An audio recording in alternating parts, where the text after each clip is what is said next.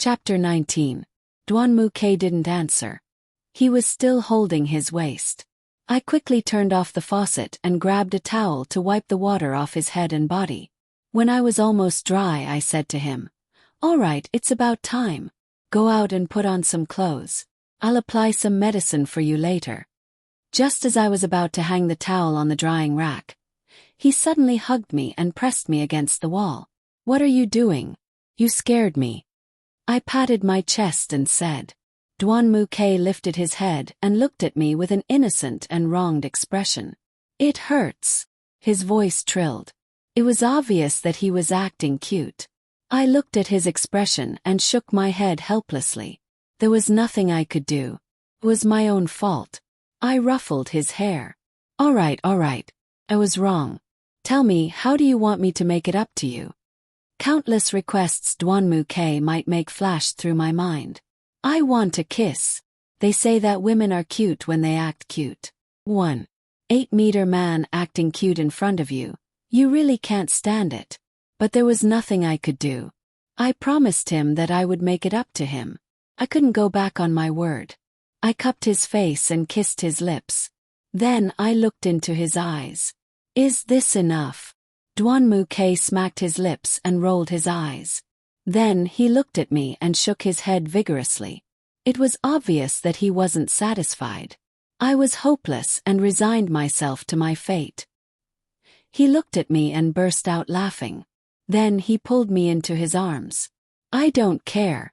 You owe me a compensation. I'll remember that. I can't do anything to you.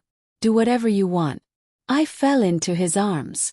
He stroked my hair. "I told you not to be angry. At first, I wanted you to make it up to me by taking a bath together. But I was afraid that you would hit me even harder. So I changed it. Look at how smart I am." He looked at me with a smug expression.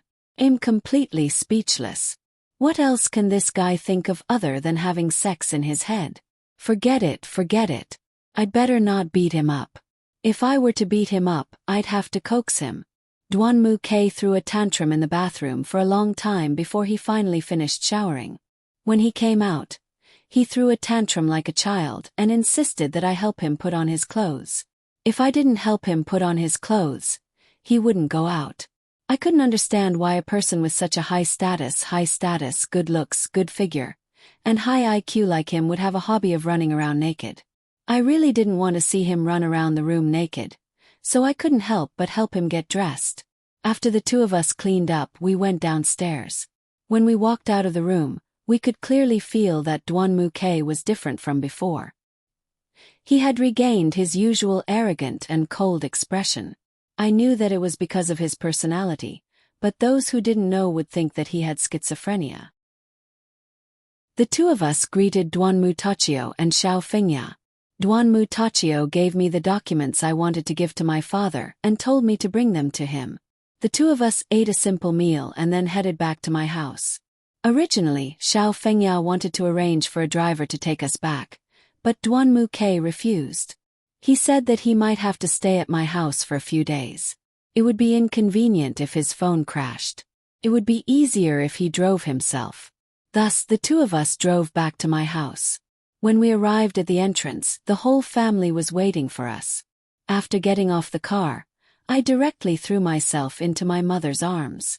My father nodded to me and pulled Duanmu-ke's hand into the house. After entering the living room, I remembered what Duanmu-tachio had told me. I took out the documents and handed them to my father.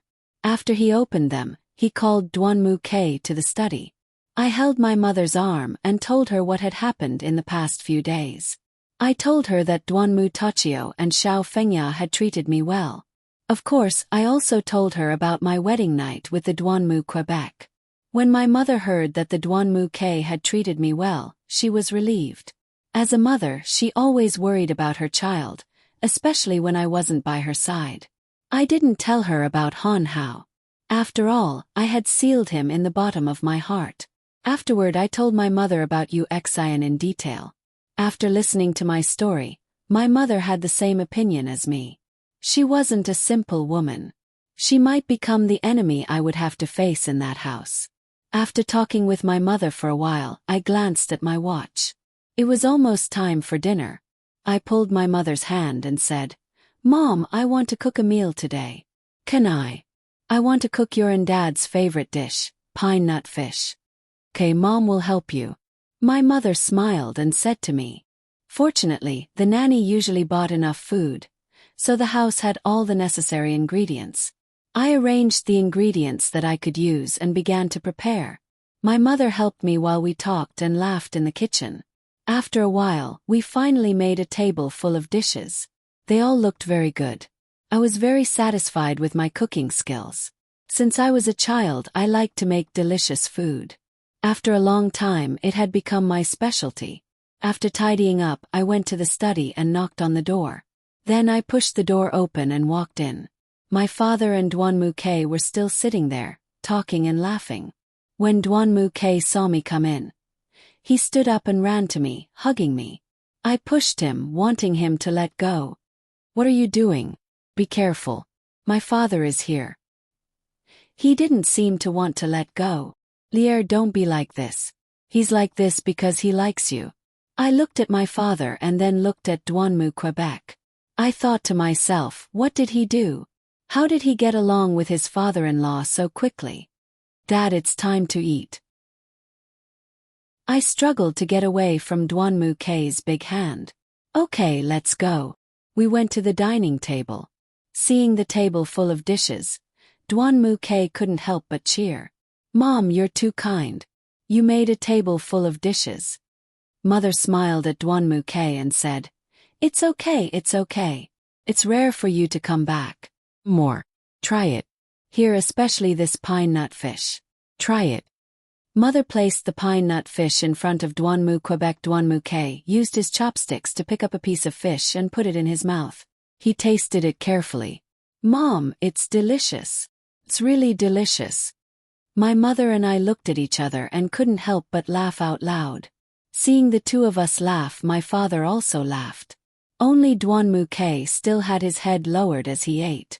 Even though his mouth was stuffed with food, he didn't forget to say, "Ma, this is too delicious. Every dish is delicious. It's as delicious as the food that my family's chef made. No, it's better than the food that my chef made. If it's delicious, eat more. As long as you like it, it's fine." My mother smiled. "Mom, did you make it? It's too delicious." Duanmu K raised his head and looked at my mother. Chapter 20. Mother waved her hand at Duanmu Quebec. "Of course, I didn't make it. Lier made it." Duanmu K looked at me in surprise. "Wow, so she can cook. I didn't know." Father smiled. "Lier lives abroad. Whenever she comes back, she always asks to cook for us. You're lucky. Her cooking skills are really good." I nodded at him to show that I agreed with my father. Duanmu K looked at me with admiration. It was obvious that he was a foodie. We chatted while eating. When we were almost done, Duanmu K put down his chopsticks. "Dad, Mom, Shaoli and I want to stay at home for 2 more days. Is that okay?" His mother nodded. "Yes, but have you told your parents?" "Yeah, I did. We're going to go on our honeymoon when we get home. So we want to stay for a few more days." "Okay, I'll ask my auntie to clean up the guest room for you. Lier's room is a little small." Mother called the housekeeper over. "Mom, it's okay. I'll sleep with Shaoli." He put his hand on my shoulder and smirked. "Who wants to sleep with you? You sleep in the guest room and I'll sleep in my room." I rolled my eyes at him. Unexpectedly, he turned to look at my mother with an innocent face. Then he looked at my father.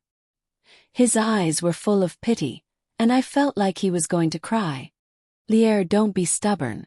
I'll ask the auntie to clean up."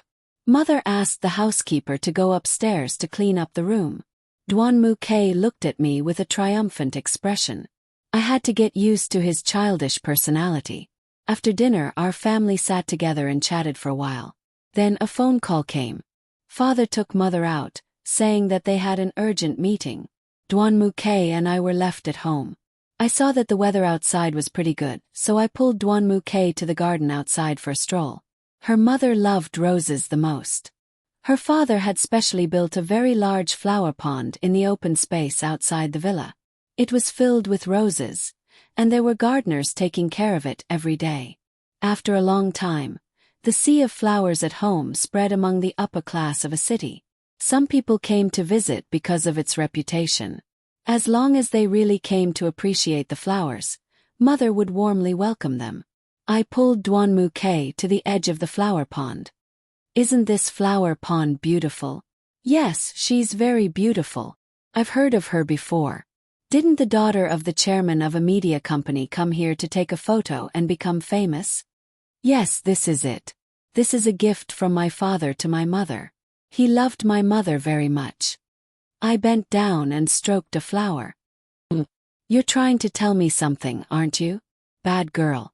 Duanmu-ke ruffled my hair. No, I believe that you will be good to me because you promised me.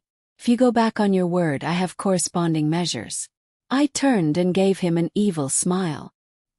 He touched his face with both hands. Oh my God. You're not going to murder your husband, are you? Father Lung, come and save your poor and lovely son-in-law. Your daughter wants to kill me. Help. I was speechless as I watched Duanmu-ke put on a show next to me. He expressed all kinds of emotions incisively and vividly. I had to say that it would be a loss for the entertainment industry if he didn't enter the entertainment industry. I didn't say anything. I stood next to him and watched him play a few roles. One moment he acted as my father, the next moment he acted as me, and then he acted as himself. The gist of the story was that he had asked my father for help, saying that I wanted to kill him. My father had protected him and then taught me a lesson. Seeing him act so exaggeratedly, I couldn't help but laugh. All right. I didn't say that I was going to do anything to you. Why are you so agitated? I patted his shoulder. Duanmu-ke reached out and hugged me. Can't play with you.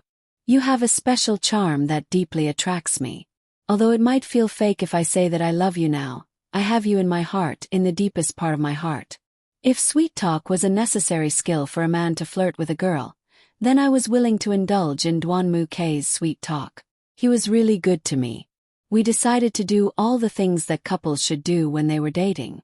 A few days before the vacation, we watched a few movies. We watched all the movies that were on the schedule. Originally, he wanted to book the whole theater, but I refused. After all, the atmosphere in the theater was better when there were more people. Like other couples, we tasted all kinds of delicacies at the roadside food stalls. Once we went to a very popular restaurant. I pretended to buy something, leaving him alone in his seat. Then I hid in a corner and watched him from afar. Many beautiful women went to talk to him, but he found an excuse to drive them away. I pretended to finish shopping and return to my seat. Then I looked at his idle expression and couldn't help but laugh. When I saw his disdainful expression, I laughed even more happily. After that, the two of us did a lot of things. Every day we would return home exhausted. Time passed quickly. In the blink of an eye, it was the day we would fly to America for our honeymoon. That night, the two of us lay down early and prepared to sleep. Duanmu-ke hugged me in his arms and gently patted my back. Shaoli, I've been very happy these 2 days, he said softly. I opened my eyes and looked at him. Why do you say that? I didn't feel like this before. He stroked my hair. Then what was it like before? In the past, the women around me were either timid. They were afraid of doing something wrong and making me unhappy, so they did whatever I said. Or when we went out, they would drag me to go shopping or attend all kinds of parties. They used me as a sign. There was no one like you who had the same personality as me, and who could play with me. He cupped my face. So, after I got you, I treasured you very much. I was afraid that you would run away. I smiled and said, where can I run to? If I run, the marriage contract will automatically be terminated. At that time, our two families will become enemies. Hey, can we not talk about that deal? It's ruining the atmosphere. Anyway, you're enough. This time we're going to America. I also want to see the environment you used to live in. That way I can get to know you better. After all, I don't know anything except that you like me. He kissed my forehead. I knocked his forehead. Narcissistic again. Who said I like you? I didn't say that. He looked at me innocently. You are irresponsible. That day you slept with me. You said that you would be responsible for me. Now you don't keep your word. I don't care. I will blame you. Chapter 21. Looking at Duanmu-K's innocent face, I smiled and leaned into his embrace. Good boy, let's go to sleep. Duanmu-K hugged me, and the two of us gradually fell asleep. The next morning, Duanmu-K woke up early. Before I got up, he had already packed our luggage. After packing, we went downstairs to eat breakfast with our parents. The old couple gave us some simple instructions, and then Duanmu-K and I officially left for our honeymoon. When we arrived at the airport, Duanmu-K contacted his home phone and drove the car back. I contacted Jiang Qing of the Red Minghui's North American branch in New York and told him about our itinerary. Jiang Qing was my most capable assistant in managing the North American branch. Although he was younger than me by 3 years, he was very smart. His father had always been my father's subordinate. After Jiang Qing grew up, his father recommended him to the Red Minghui. When I took over the North American branch because he was about the same age as me, I took him with me abroad and arranged for him to finish his studies with me. Later, when I received a call from my father, he urgently called me back. There was no one to manage the North American branch, so Jiang Qing's father took over. Speaking of which, he and I hadn't seen each other for a while. Although we couldn't send each other a video call, we were usually very busy, so I was very happy to be able to go back and see him. After a 12-hour flight, we finally landed at JFK Airport. The two of us took our luggage and walked out of the airport. As soon as we walked out, we saw a handsome boy wearing a white t-shirt and ripped jeans. He looked very fashionable and handsome, standing there with headphones on and playing with his phone. Besides Jiang Qing, no one around me would dress like this. I smiled and walked over to him, patting his shoulder. When he turned his head and saw me, he was pleasantly surprised. Big sis. Jiang Qing opened his arms and threw himself at me. I couldn't dodge in time, and his whole body landed on me. Big sis. I missed you so much. You're finally back. Jiang Qing hugged me and shook me vigorously. I felt like my head was spinning and I was seeing stars. I felt like vomiting everything I ate on the plane. At this moment, Duanmu-K walked towards us with a bunch of stuff in his hands. He deliberately coughed. Ahem. Jiang Qing looked at him and released me. Then he turned to me and asked, Big sister, is this brother-in-law? I nodded at him. Oh, brother-in-law is so handsome. Hello brother-in-law, I'm Jiang Qing. Oh, brother-in-law, you have such a good figure. You look so handsome in casual clothes. Jiang Qing then pounced on Duanmu-Quebec. First she gave him a big hug. Then she grabbed his hand and couldn't stop praising him. Duanmu-K blinked at me a few times. I knew that he was asking me for help. Jiang Qing, come here. I crooked my finger at Jiang Qing and he ran over. Why are you so blind? There's so much luggage, and you didn't even help us carry it. I was too excited to see you. Wait a moment. Jiang Qing turned and snapped his fingers. A few people got out of the 2 cars and helped us load our luggage. Jiang Qing looked at me with a proud expression. Not bad, not bad. Keep it up. I patted Jiang Qing's shoulder and pulled Duanmu-K into the car. On the way to the Red Minghui branch, Jiang Qing talked non-stop about all the interesting things that happened while I was gone. I secretly moved closer to Duanmu-K's ear. I think you and Jiang Qing are quite similar sometimes. He looked at me with a puzzled expression. How so? We're both like children. But there's a difference. He's always like a child. You only look like a child when you're with me. I covered my mouth and couldn't help but laugh. Duanmu-K straightened out his clothes. I'm not childish. Seeing him pretending to be mature, I laughed even harder. Jiang Qing saw us laughing, and curiously asked us what we were laughing about. We didn't answer. He was so anxious that his face turned red. We laughed and talked until we arrived at the Red Minghui North American Branch's hall.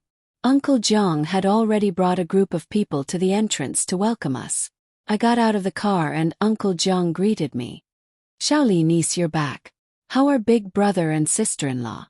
Uncle Jiang, long time no see. Father and mother are doing well. Uncle Jiang, this is Duanmu Kei from the Kurosawa. I'm sure you've heard that we're married. I introduced Duanmu Kei to Uncle Jiang. Yes, I've heard. Uncle Jiang turned to face Duanmu Quebec. Hello, I'm Jiang Guofeng. Hello Uncle Jiang. I've heard my father mention you. He thinks highly of your strength. Duanmu Kei extended his hand in greeting. Haha, thank you. Uncle Jiang shook hands with Duanmu Quebec. Jiang Qing suddenly said, let's not stand outside like idiots. Let's go in and sit down. We entered the hall. I glanced around. It was still the same as when I left. I asked Uncle Jiang and Jiang Qing about the situation in the Red Minghui Club while I was gone. I also told them about the situation in the headquarters. Duanmu Kei also told Uncle Jiang about the Black Nightmare Society's thoughts on foreign trade. Uncle Jiang also expressed that he thought it was feasible, and the few of them had a joyous discussion. When we were almost done talking about business, Uncle Jiang suddenly asked me, Niece Shaoli, how long are you planning to stay this time? I thought for a moment. Uncle Jiang, Duanmu Kei and I are here for our honeymoon. When we've had enough fun, we'll go back. About half a month to a month. We haven't decided yet. Okay, that's fine. I'll make the arrangements tonight. We'll go out for a meal. I've already arranged for your rooms. I didn't arrange it for you in the Red Minghui Club, but I've prepared a villa for you nearby. You can go take a look. If you need anything, tell me and I'll go buy it for you. Uncle Jiang handed me a key. Thank you, Uncle Jiang. We'll go rest first. Of course. When it's time, I'll send someone to pick you up. Uncle Jiang patted my shoulder. Uncle Jiang arranged for someone to take us to the villa that had been arranged for us. We entered the house.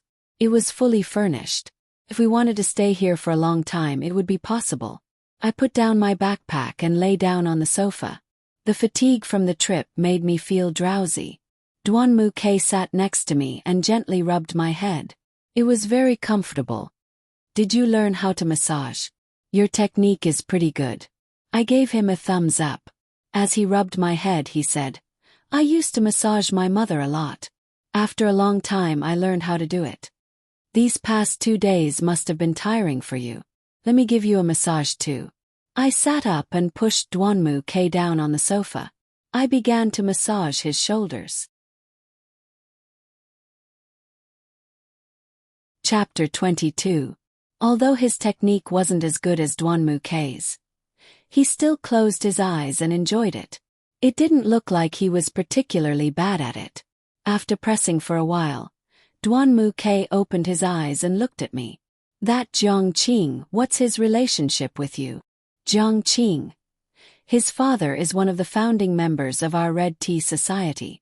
When Jiang Qing came of age, he sent him to our society. At that time I had just taken over this branch and needed more manpower. Father saw that he was about the same age as me and that he was good at his job, so he sent him to me.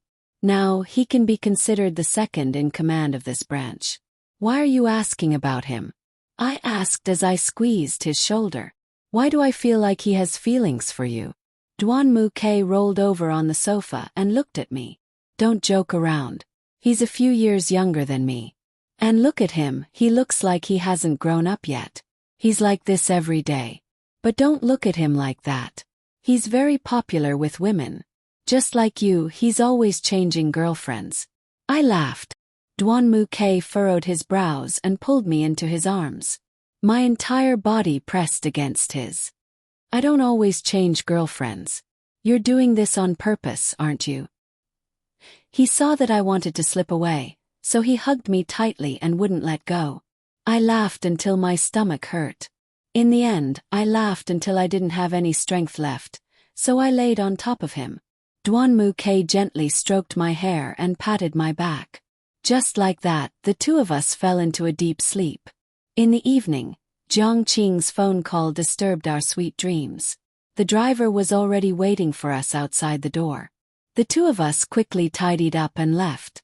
We sped all the way to a hotel under the name of the Red Minghui.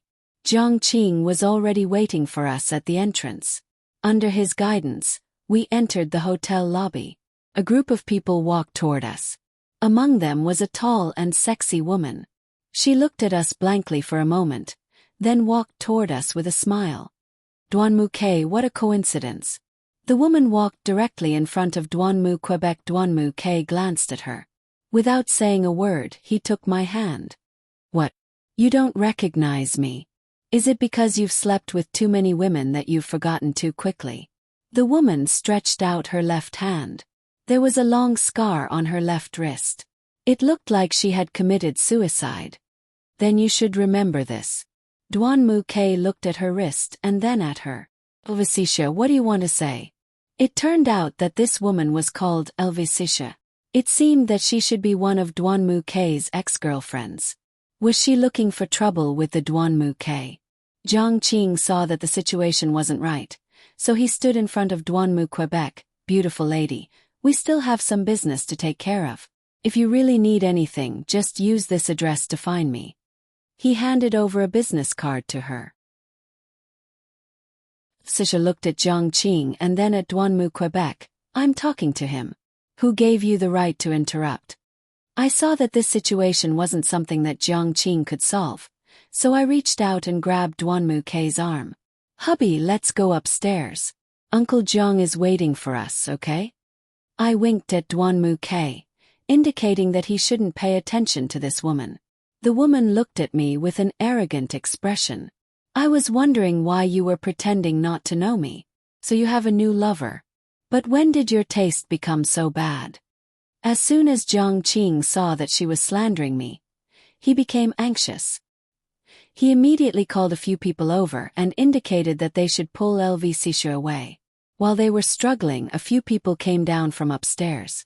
The leader was a tall and sturdy middle-aged man with a body full of tattoos and a scar on his face. He shouted, "Let go!" We all looked up at them. He walked in front of Jiang Qing with a ferocious expression. He hugged Elvisisha and said, "Babe, what happened?" Elvisisha leaned against the man's chest with an aggrieved expression. "They bullied me. Because I didn't give way to them, they wanted to beat me. Look, my arm is bruised." She stretched out her arm. The man glared at Jiang Qing. "Huh. Give me an explanation, young man." Jiang Qing's face turned red. He was so angry that he couldn't speak. One of the men behind the man reached out to hit Jiang Qing. I stepped forward and pulled Jiang Qing back. I reached out and flung away the fist that was coming at me. The man's expression became even more ferocious. He let go of Elvisisha and walked towards me with his fists clenched. He was too tall. I was afraid that I wouldn't be able to beat him. While I was thinking about how to deal with him, Duanmu suddenly stood in front of me. He stood in front of me and stared at the man. The man suddenly raised his fist and punched Duanmu, Quebec. Duanmu stood there without moving. "Stop!" The man stopped his fist. It was only 10 centimeters away from Duanmu handsome face. We looked up and saw Uncle Jiang walking down the stairs with a few people. Uncle Jiang walked between us. He looked at them and then at us. Then he turned to the man and said, "Wang Meng, even though our families don't usually interact, what is the meaning of you making a scene at my place today? Zhang Guofeng, take care of your people." He glared at Duanmu, Quebec. "What? You want to continue? This is Red Minghui territory. Do you think you can escape unscathed?" Uncle Jiang also glared at him. "Okay, I'll give you face this time. Remember, you won't be so lucky next time. Let's go." Wang Meng turned and left. Elvisisha walked in front of Duanmu, Quebec. "Remember, I won't give up so easily." Watching her leave, Duanmu expression was very serious. After they left, Uncle Jiang walked in front of us. "Shaoli, are you okay?" I shook my head. "Then let's go upstairs." Uncle Jiang led us upstairs. Duanmu K's expression was very serious the whole time. Looking at his thoughtful expression, I knew he was worried about what Elvisisha had said. I only held Duanmu K's hand and smiled at him. I didn't want him to feel too burdened. We entered the private room. All the people present were the management of the branch. There were also bosses and people in charge of various industries under Red Minghui. After everyone was seated, Uncle Jiang introduced me to them one by one. They also gave me a simple report on the future development of Red Minghui. During the whole time, Duanmu K's mood wasn't very good. He lowered his head and ate sullenly. I was worried about him. While everyone was happily chatting with each other, I found an excuse to bring Duanmu K out. I asked the waiter to find a lounge for the two of us. After we entered the lounge, Duanmu K sat on the sofa in a daze. I lovingly stroked his hair. "What's wrong? I feel you're out of spirits." I took his face in my hands and kissed him on the cheek. Chapter 23. Duanmu K didn't answer me. He just sighed deeply. "Don't be sad and tell me. It's hard to keep it in." I sat down beside him and put my arm through his, and leaned my head on his shoulder. Duanmu K thought for a moment. "About 2 years ago, I met Elvisisha at a bar. At that time she was still a fresh graduate. Later I found out that she was a very good student. I heard that she was about to go abroad to study and get into a postgraduate program. That day, they had come to Shallow Bar to celebrate their graduation. It was her first time there. Her friends were all in pairs, and she was the only one left. A few hooligans went over to tease her and made her drink too much. That day I happened to be there with a few friends. After all, it was my own place. I saw that they were making trouble, so I went over to help her out. After that I drank too much. My buddies arranged a hotel for me. When I woke up the next morning, I found her naked on my bed." "And then you two got together?" I asked softly. "Well." When she woke up and saw that scene, she hugged her blanket and cried. I asked her questions but she didn't answer. Later I called my friends and found out that they saw me helping her. They thought that I was interested in her, so they found an excuse to put her on my bed. Later I told her what happened and was about to leave. She hugged me and didn't let go. She wanted me to take responsibility for her. I was in a hurry to leave, so I gave her a business card and a stack of money. I thought that was the end of it, but she came to my workplace and insisted on meeting me. I was afraid that things would get out of hand, so I agreed to meet her. So she's not a simple woman. Did she use that to blackmail you? Well, she told me that it was her first time. She said that if I didn't marry her, she didn't want to live. I refused several times, but she made a big fuss. My father almost found out about it. I had no choice but to agree to meet her. But I really didn't feel anything for her. After being together for less than a month, I couldn't take it anymore, so I proposed a peaceful breakup. That day she looked quite calm, so I thought it was fine. But that night, I received a call from her roommate, saying that she had slit her wrists and committed suicide. She had been sent to the hospital. When I saw that the matter had blown up, I hurried to the hospital. She had really slit her wrists. Later I stayed with her in the hospital for a few days. Her parents also came from their hometown. When they saw their daughter lying there, they dragged me and asked me to take responsibility for her. Since the hospital was owned by the Kurosawa, my father knew about it. Of course he gave me a good beating. How did it end? Later, my father came forward and paid a large sum of money, which could be considered to have suppressed this matter. However, I heard that she changed completely after the incident. She didn't go abroad to study. Instead, she spent all her time in nightclubs. I saw her a few times in bars. 2 years ago, there was an incident in a bar.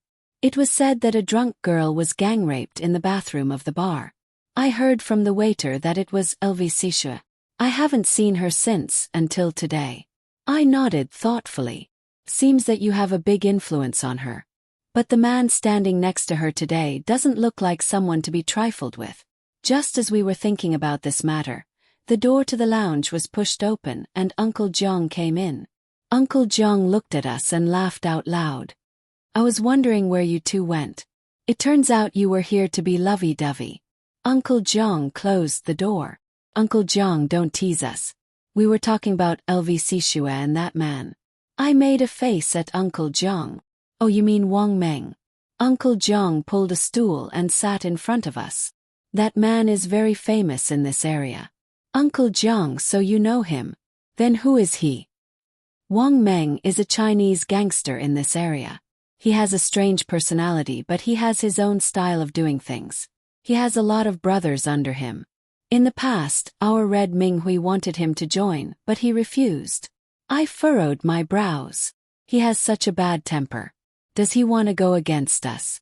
That's not the case. I know of a few of the larger associations that have invited him, but he has refused all of them. I've also asked around, and he wants to form his own association. In the past, some local gangsters in America tried to cause trouble for them. We also sent people to help, so our relationship can be considered good. I can only say that it's not bad, but it's not bad either. Duanmu nodded. Seems that he's a good person. Uncle Jiang shook his head. He used to be very good, but now he's changed. It should be said that after the woman by his side came, he changed. His temper became more and more irritable. If his subordinates didn't do well, he would directly beat them violently. Some of them were even beaten until they were disabled. Gradually, the people's hearts also scattered. Many people left, and now there are not many left by his side. What? That LVC Shue is so powerful. I stood up, but Duanmu pulled me back to sit down. She's very capable. When the local police tried to cause trouble for Wang Meng, she helped him solve a lot of problems. That's why Wang Meng relies on her a lot. But I've heard that her achievements were all obtained by selling her body. Uncle Jiang looked at Duanmu Quebec. I saw her say something to you. Did you two know each other? Duanmu looked at me. Then he told Uncle Jiang about his past with LVC Shue. Uncle Jiang frowned. After thinking for a long time, he suddenly said, Shaoli, I think you and Xiao Ke should go somewhere else for your honeymoon. I think she might do something bad to you. I shook my head. Uncle Jiang, we're not going anywhere. I don't believe she can do anything. Besides, we're a big Red Minghui. Why should we be afraid of them? Uncle Jiang nodded thoughtfully. How about this, if you two go out to play, let me know in the future. If you meet anyone suspicious, or if something happens, call me immediately. I'll send a few people to keep an eye on Wang Meng. If it doesn't work, I'll ask him to come over and ask him. Duanmu pulled Uncle Jiang's hand. Uncle Jiang, I'm sorry. It's all my fault. I've caused you trouble. Uncle Jiang patted Duanmu shoulder. Child, this is what you should do. Don't blame yourself. You and Shaoli are here, so I have an obligation to protect you. Besides, I'm responsible for your parents, right? Duanmu smiled and nodded.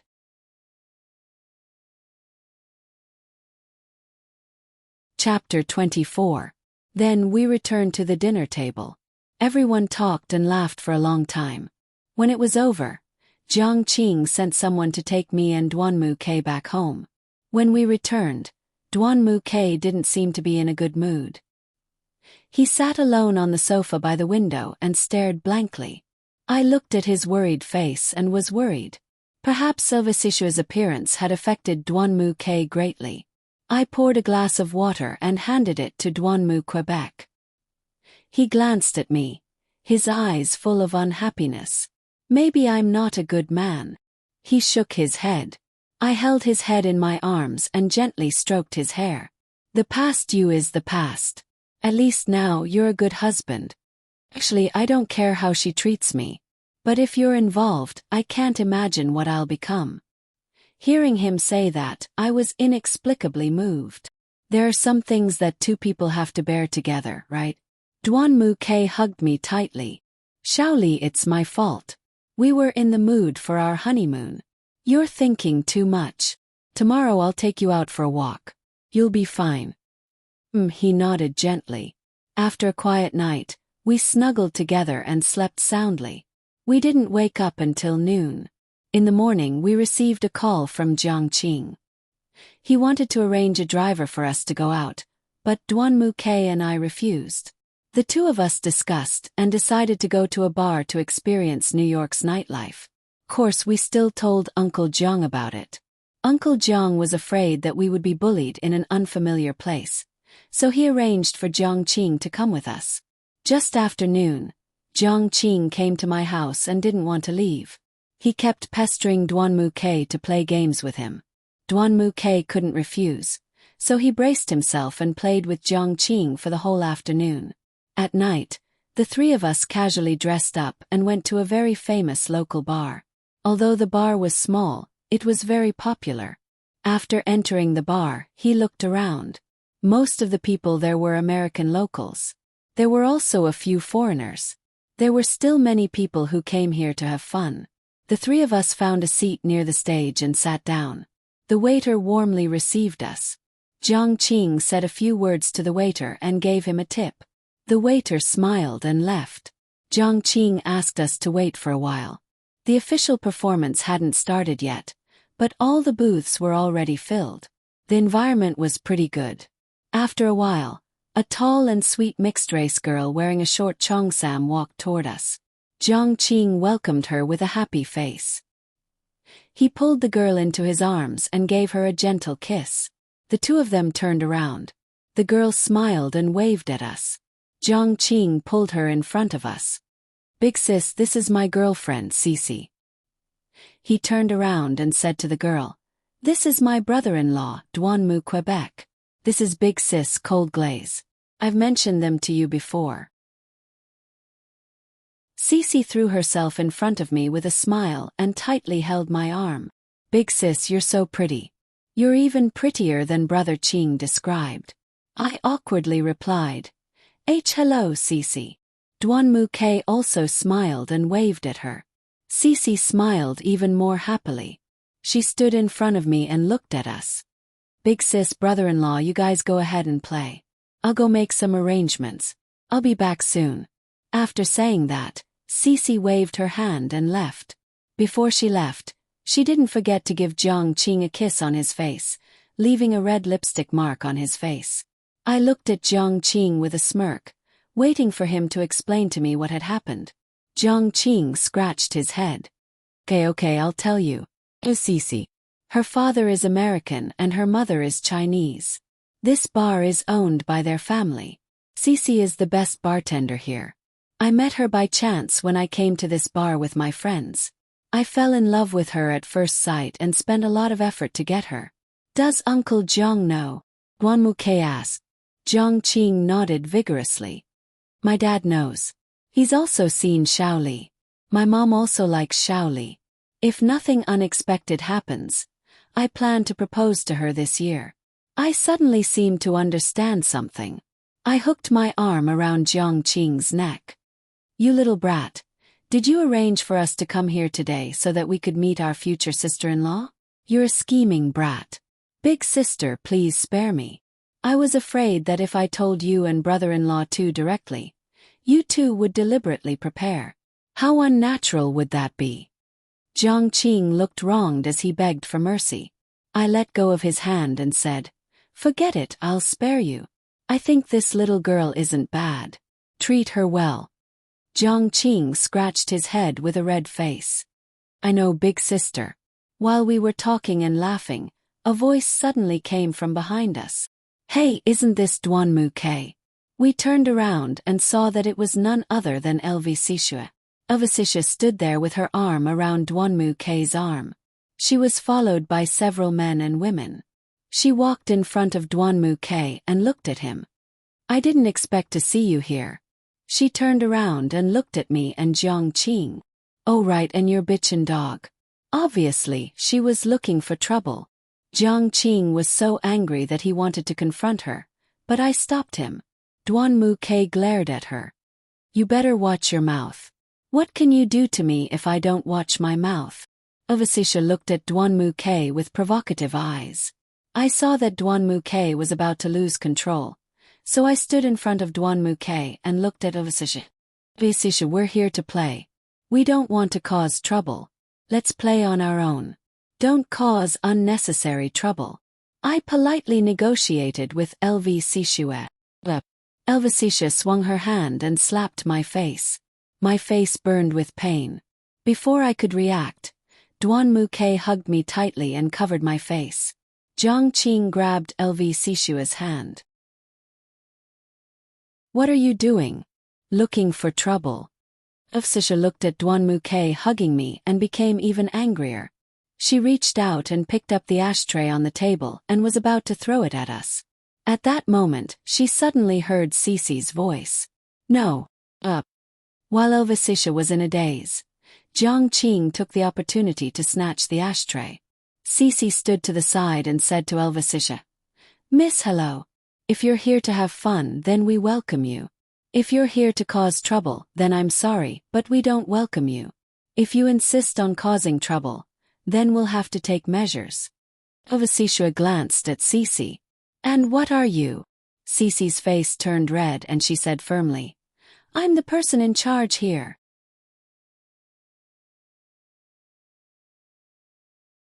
Chapter 25. Visisha stared at Cece. At this time, a woman came over and whispered something in Visisha's ear. Visisha turned to Duan Muke and said, I'll let you go this time, but next time it won't be so simple. Then she turned around and left the bar with a group of people who came with her.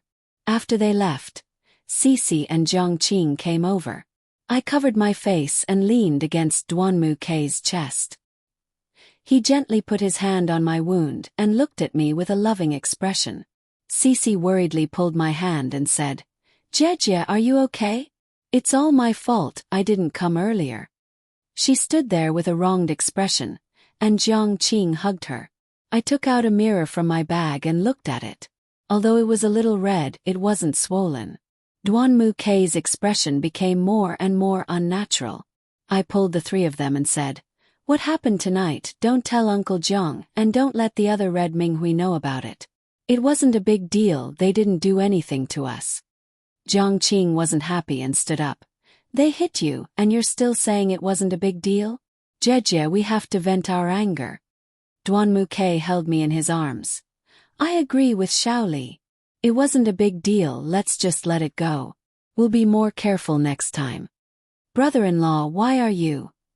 I'm not scared, I just don't want Shaoli to get hurt. Today she was hit by Visisha. It hurt more than when I hit my own face. I thought about it and decided to take Shaoli somewhere else to play for 2 days before we go back. If we stay here, who knows what will happen. Duan Muke looked at me. Indeed, I agreed with him. If Visisha went back and said something to Wang Meng, it was very likely that he would come looking for trouble with the Red Minghui. It was better for us to leave. After all, Visisha was targeting us. I looked at Duan Muke and nodded. Jejia, have you thought about it? We've only been here for 2 days. I still haven't spent enough time with you. Jiang Qing grabbed the wine cup and drained it in one gulp. Okay, listen to us. When you go back, don't say anything. I'll talk to Uncle Jiang about this. Cece, I'll leave this dumbass to you, I said to Cece with a smile. Don't worry, sister, I'm here. Cece winked at me mischievously. The 4 of us chatted for a long time in the bar. Since we were leaving the next day, we might as well indulge ourselves today. After Jiang Qing sent us home, he went to send Cece. By the time we got home, it was already late at night. Duan Muke and I took a shower and laid on the bed, but we didn't feel sleepy at all.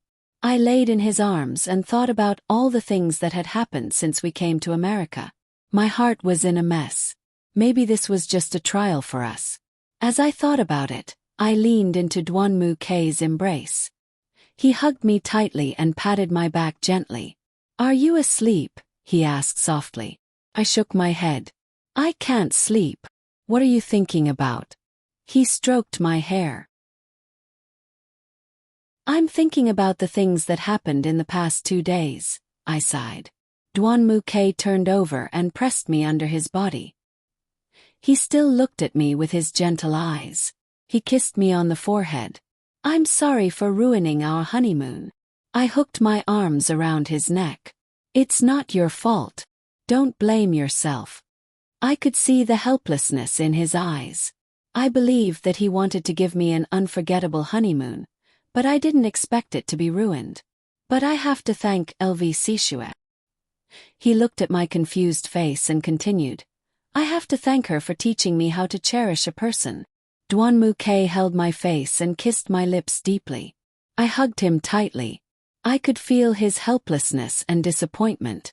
At this moment, I just wanted to be by his side quietly. Even if I didn't do anything, it would be enough as long as I could be by his side. Duanmu raised his head and looked at me affectionately. His eyes were irresistible, and I fell in love with them again. He slowly took off all my clothes, revealing my entire body before him. His warm hands gently stroked every inch of my skin. I hugged him tightly, feeling the tenderness that he brought to me. After tossing and turning for half the night, we finally fell asleep. When I woke up again, it was already noon. Duanmu was lying on his side next to me, looking at me. I blushed and hid under the blanket. Duanmu held me in his arms. He held my face out from under the blanket and kissed me. He looked at me with a blissful expression. Morning kiss. I leaned against his chest and listened to his strong heartbeat. Everything was good. At least I had him by my side when I woke up. After we finished packing, we went to the club's hall. Uncle Jiang happened to be there, so we told him that we wanted to leave early. Uncle Jiang asked us why we were in such a hurry to leave. I found an excuse and brushed him off. Uncle Jiang couldn't argue with us, so he agreed. After eating with some of the club's people, Uncle Jiang arranged for Jiang Qing to take us to the airport. We bought a flight to Malaysia. It was still early, so we took a detour to the downtown area to buy some clothes and souvenirs. We were going to bring them back to China. About an hour later, we arrived at the airport. It wasn't good to let Jiang Qing follow us, so we asked him to go back. He was like a child, pestering us for a long time. In the end, he had no choice but to compromise. He reluctantly left the airport. Duanmu and I checked in. We sat in the departure lounge and waited for the button to press. We were bored, so we looked at travel brochures and thought about where to go when we arrived in Malaysia. At this time, I looked up and saw an ice cream shop not far from us. I nudged Duanmu and said, Xiao Kei, I want to eat that ice cream. Can you buy one for me? Duanmu looked at the ice cream shop I was pointing at. He turned around and rubbed my hair. Little greedy cat, what flavor do you want? I made a face at him. Chocolate. Duanmu put down the book in his hand and nodded at me. Then he walked straight to the ice cream shop. People were coming and going in the airport. I kept my eyes on Duanmu figure. I watched him walk to the shop entrance and say something to the salesperson. Then he turned around and waved at me. I also stood up and waved at him. I accidentally knocked the book off the stool and squatted to pick it up. When I looked at the ice cream shop again, he was gone. Panic. I looked around but didn't see him. I put the book in my bag and walked to the ice cream shop. I didn't see Duanmu shadow either.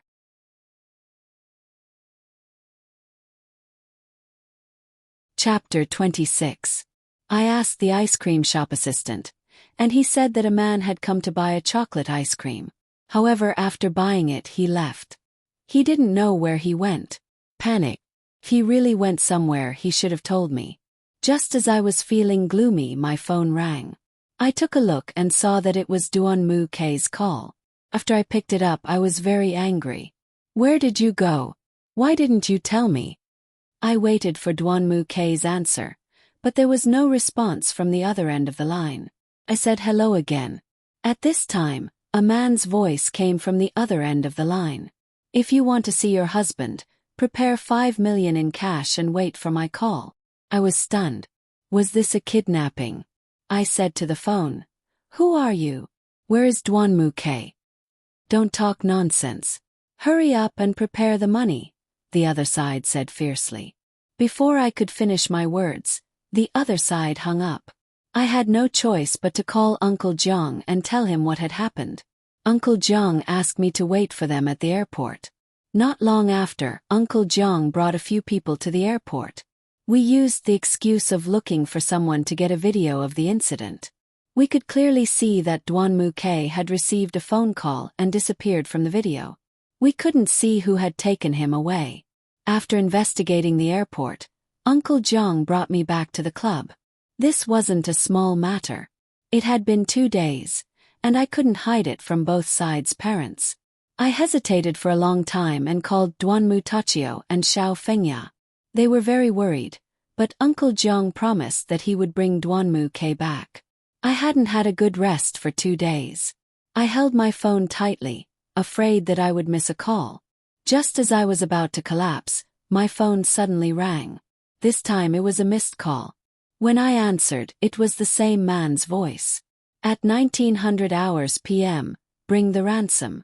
Go to the abandoned factory warehouse at the end of XX Street. You can only bring one person. If you dare to call the police or bring a group of people, you will be dead. After the call ended, I couldn't help but cry. Zhang Qing kept comforting me. Uncle Jeong called my father and quickly transferred 5 million from the headquarters. My father was very worried about me. He was afraid that I would be in danger if I went alone. He wanted someone else to go in my place, but I refused. It was obvious that the other party asked me to go. If I didn't go, Dwan Moo-K might really be in danger. When it was almost time, Uncle Jeong helped me pack the suitcase with the money and drove us to the transaction location. On the way, Uncle Jeong told us that he had arranged a group of people nearby. Zhang Qing would go in with me. If there was any danger, Zhang Qing would send a signal and everyone would rush in to save us. When we arrived at the entrance of the factory, we saw that the factory was in ruins. Zhang Qing and I carefully walked in. When we saw the dilapidated warehouse, we looked at each other and pushed the door open. The huge warehouse was empty. I stood in the middle, put down the suitcase with the money and shouted, "I'm here!" After waiting for a while, no one came out. I shouted again. At this time, a few people came out from the innermost part of the warehouse. Among the crowd, I saw Dwan Moo-K, who was tied up and blindfolded. Fortunately, it seemed that they didn't make things difficult for Dwan Moo-Quebec. He wasn't injured. I breathed a sigh of relief. The man at the front was holding an iron baseball bat. His limbs were covered in tattoos, and he had a big lip ring on his lips. He sat on a broken suitcase and looked at me and Zhang Qing with an evil expression. His people took off Dwan Moo-K's blindfold. "Shaoli!" Dwan Moo-K shouted at me. The man next to him fiercely punched Dwan Moo-K in the stomach. Dwan Moo-K fell to the ground. "What are you doing? You said you would guarantee his safety." I was a little anxious and shouted at the man. The man sitting on the suitcase looked at the man, indicating that he should stop. He turned to look at me. "Did you bring the things I asked for?" I pointed at the suitcase on the ground. "It's all here. Hand over the money and hand over the person." The man sneered. "In your current situation, what qualifications do you have to talk terms with me?"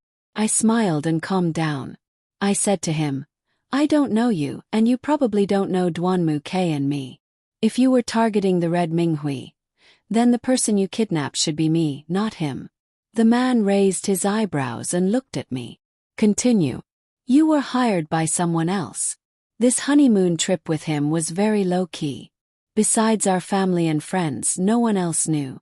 Dwan Moo-K doesn't know anyone in New York. Besides one person, I can't think of anyone else. Come out. Don't hide, Vasisha. At this moment, a figure walked out from behind the pillar behind the man. It was none other than LV Sishue. She looked at us with a perverted smile. "I didn't expect you to be so smart. No wonder Dwan Moo-K likes you so much." The tattooed man shook his head at her. "I didn't tell you. You can only blame her for being too smart." LV Sishue motioned for him to leave. "I've brought you the money. Please let Dwan Moo-K go." I looked at her. "I can let him go, but you have to bring me the money." It was obvious that she didn't have good intentions. Zhang Qing grabbed my arm and shook his head at me. He didn't want me to go over. I looked at him and used my eyes to tell him that if anything happened, he had to give Uncle Jeong a signal. I turned and pulled my suitcase towards Elvisisha. Duan Mu-K kept shaking his head at me, telling me not to come over. I walked towards him step by step. There was only one thought in my mind. I had to save him. When I reached Elvisisha, I put down my suitcase and said, "Here's the money. Can I take him away?" I walked towards Duanmu, Quebec. "Wait." She suddenly grabbed my arm. "Don't be in such a hurry. Check it first." Several people opened the suitcase and looked through the money. There was nothing wrong with it. They nodded at her. She let go of my arm. I ran towards Duanmu K and untied him. I supported him as we walked past LV Sishua. Jiang Qing saw us coming and greeted us with a smile. "Brother-in-law, are you okay? It's a good thing we escaped. Let's go." Jiang Qing put Duanmu K's arm on his shoulder. The two of us supported him as we walked towards the door. "Stop!" Ovisishua's voice came from behind us. "I only allowed you to take him away. I didn't allow you to leave."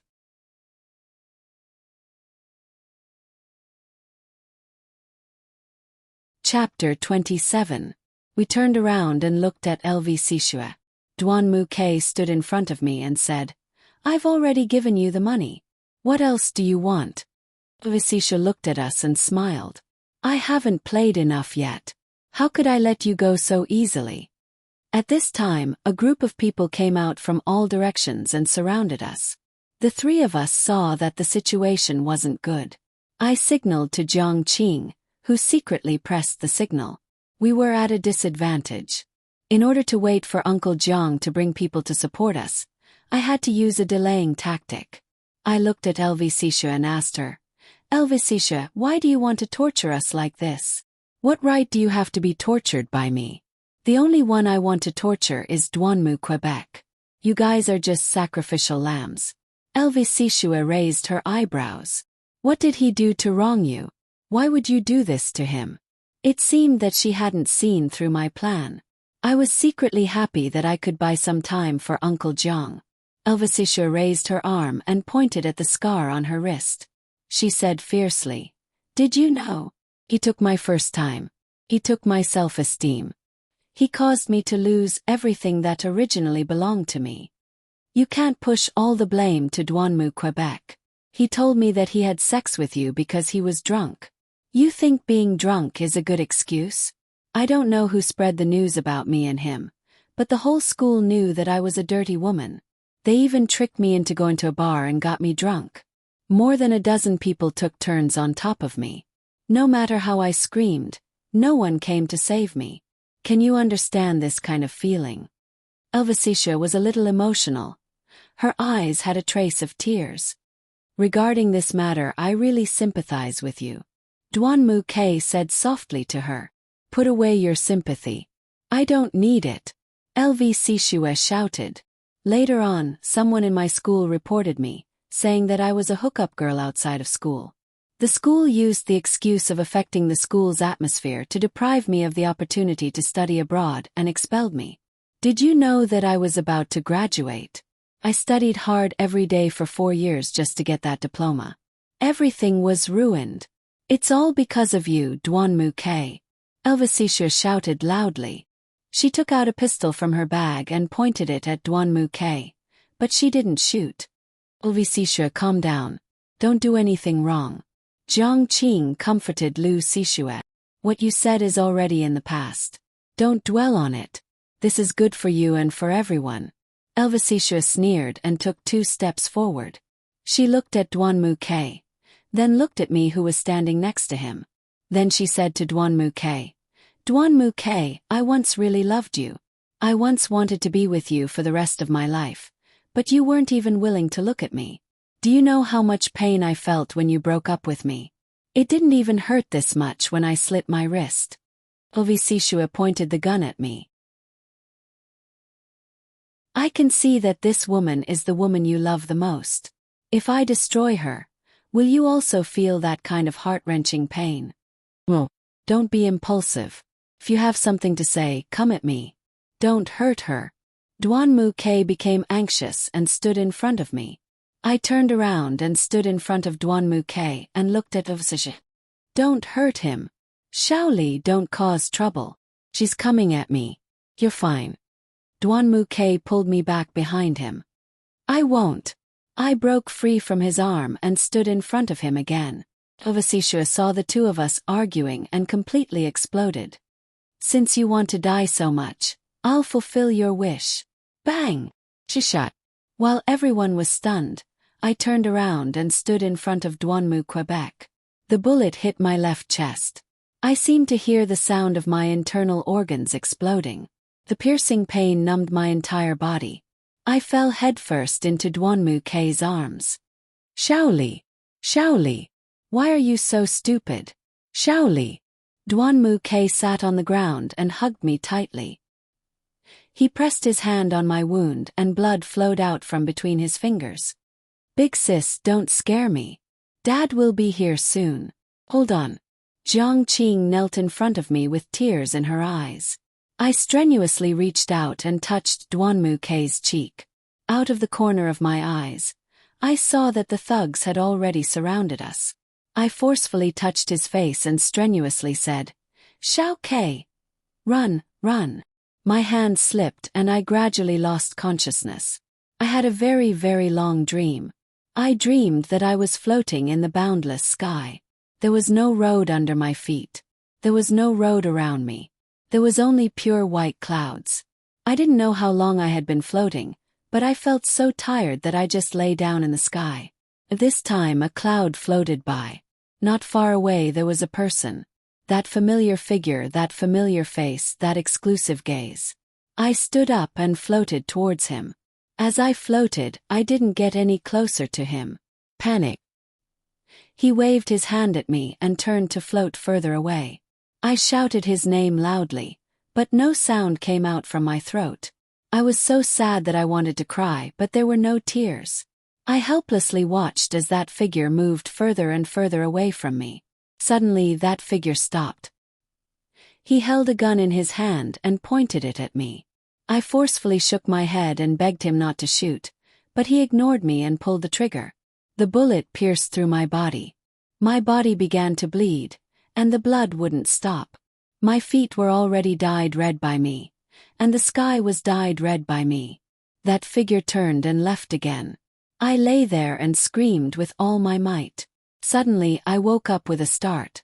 My forehead was covered in sweat. I kept comforting myself in my heart. Fortunately, this was just a dream. It was already late at night. I turned my head and looked around. It turned out that I was in the hospital. It seemed that I had come back from the gates of hell. I struggled to sit up. I saw a person lying next to my bed, sleeping soundly. I touched his soft hair. It couldn't be more familiar. It seemed that before I woke up, Duanmu had been by my side. Looking at Duanmu sleeping soundly, I suddenly felt very happy. I didn't know when it started, but he had already occupied my heart. I didn't want to lose him more and more. Even if I could only slowly stay by his side like this, it would be very happy. I gently kissed him on the head, but I didn't expect to wake him up. He stretched slightly. When he opened his eyes, he saw that I was also looking at him. First he was stunned. Then he immediately sat up. He held my hand and said with concern, Shaoli, you're finally awake. Do you feel uncomfortable anywhere?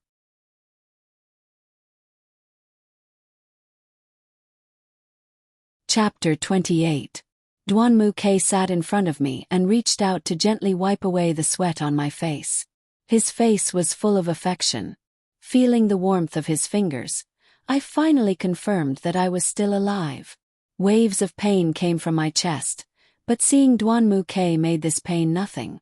I moved to the side of the bed to make some space. I patted the bed, indicating for Duanmu to come up. He was stunned for a moment, then shook his head. This will touch your wound, and you won't be able to rest well. I smiled at him and pulled his arm. He couldn't refuse, so he lay down next to me and carefully hugged me, afraid of touching my wound. I leaned my head against his chest, feeling very happy. Just like before, he gently stroked my hair. How long have I been asleep? I raised my head to look at him. You've been asleep for a few days. While you were unconscious, Uncle Jiang, Jiang Qing and everyone else were here. They didn't leave even a step. Duan Muke gently kissed my forehead. How did I sleep for so long? After you arrived at the hospital, you were directly sent to the operating room. Because you were shot too close to your heart, during the operation, the doctor came out and announced that you were in critical condition several times. I was really afraid that you wouldn't make it. I wouldn't be able to explain it to Mom and Dad, and I definitely wouldn't be able to forgive myself. Duan Muke's eyes reddened. I reached out and gently touched his face. Silly, aren't I back now? Alright, what happened after I fainted? Duan Muke told me in detail what happened after I fainted that day. It turned out that after I fainted, the thugs saw Elvisisha shoot, so they swarmed over. They wanted to beat up Jiang Qing and Duan Mu Quebec. At that time, the door to the warehouse was knocked open. Uncle Jiang led a group of people into the warehouse and blocked Elvisisha and the others inside.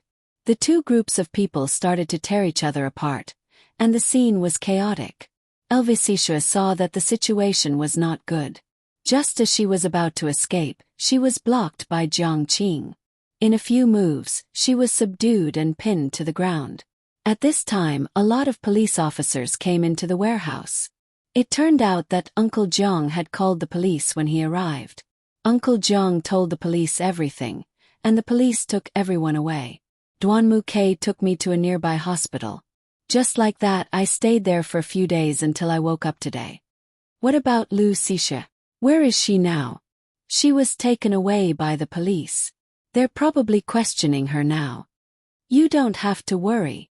Duan Muke hugged me tightly. As long as you're fine, I'm content.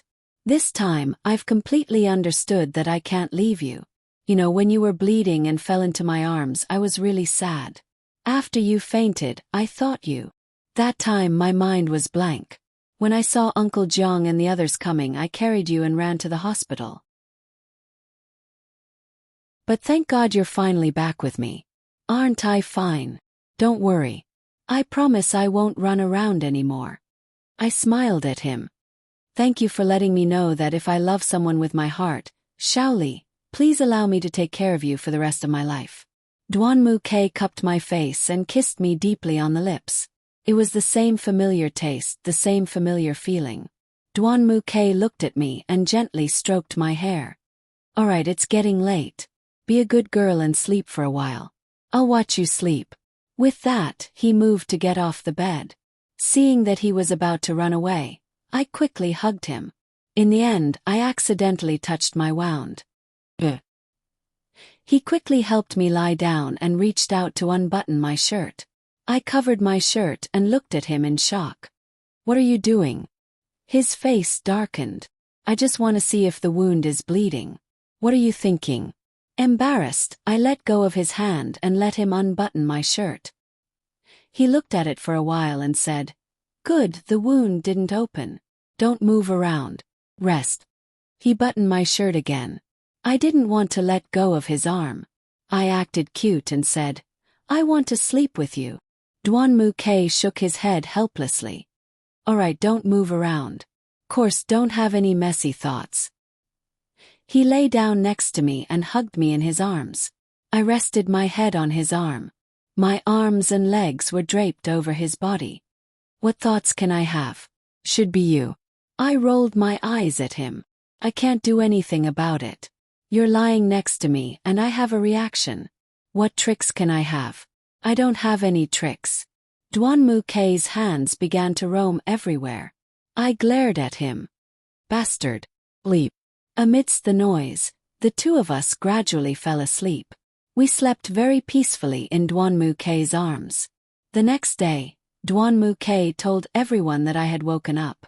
Uncle Jiang and Jiang Qing came to the hospital to visit me. Jiang Qing looked at my haggard appearance and cried like a child on the bed. I comforted him for a long time, but the child didn't give me any face. He cried his heart out. I had no choice but to give Duan Muke a look. Duanmu Ke understood my meaning and found an excuse to drag Jiang Qing out. Only Uncle Jiang and I were left in the room. Uncle Jiang sat next to me and held my hand. "Lier, how are you? Do you feel better?" I smiled at Uncle Jiang. "Uncle Jiang, I'm much better. You've all worked hard these past few days. I've made you all worry. It's fine. This is what we should do." Uncle Jiang looked at me. "Alright, Lier, I received a call from your father. He's already discussed it with Duanmu Tachio. They've decided to let the two of you stop your honeymoon and return to China as soon as possible so that they can arrange for you to recuperate." I thought for a while. "Uncle Jiang, I'll talk to Duanmu Ke about this. He should agree. Don't worry. Lier, Uncle Jiang feels very sorry for you. We clearly came here to have fun, but we encountered this kind of thing." Uncle Jiang felt very guilty. I held Uncle Jiang's hand. "Uncle Jiang, don't say that. You've done enough for us. Besides, this was unexpected. It's not surprising that someone as dark as LV Sishue would do something like this." "Alright, Uncle Jiang, how are things with LV Sishue and Wang Meng?" I contacted Wang Meng and told him about this matter. He was very surprised. He said that he didn't know that LV Sishue had done these things. He also asked LV Sishue why she had a conflict with us. She only said that Duanmu Ke had bullied her. She didn't say anything else. LV Sishue wanted to frame him, saying that Wang Meng had asked her to do this. Later, he asked me to be a witness to prove that he had nothing to do with this matter. Wang Meng also agreed to join the Red Minghui. LV Sishue has already received the punishment she deserved.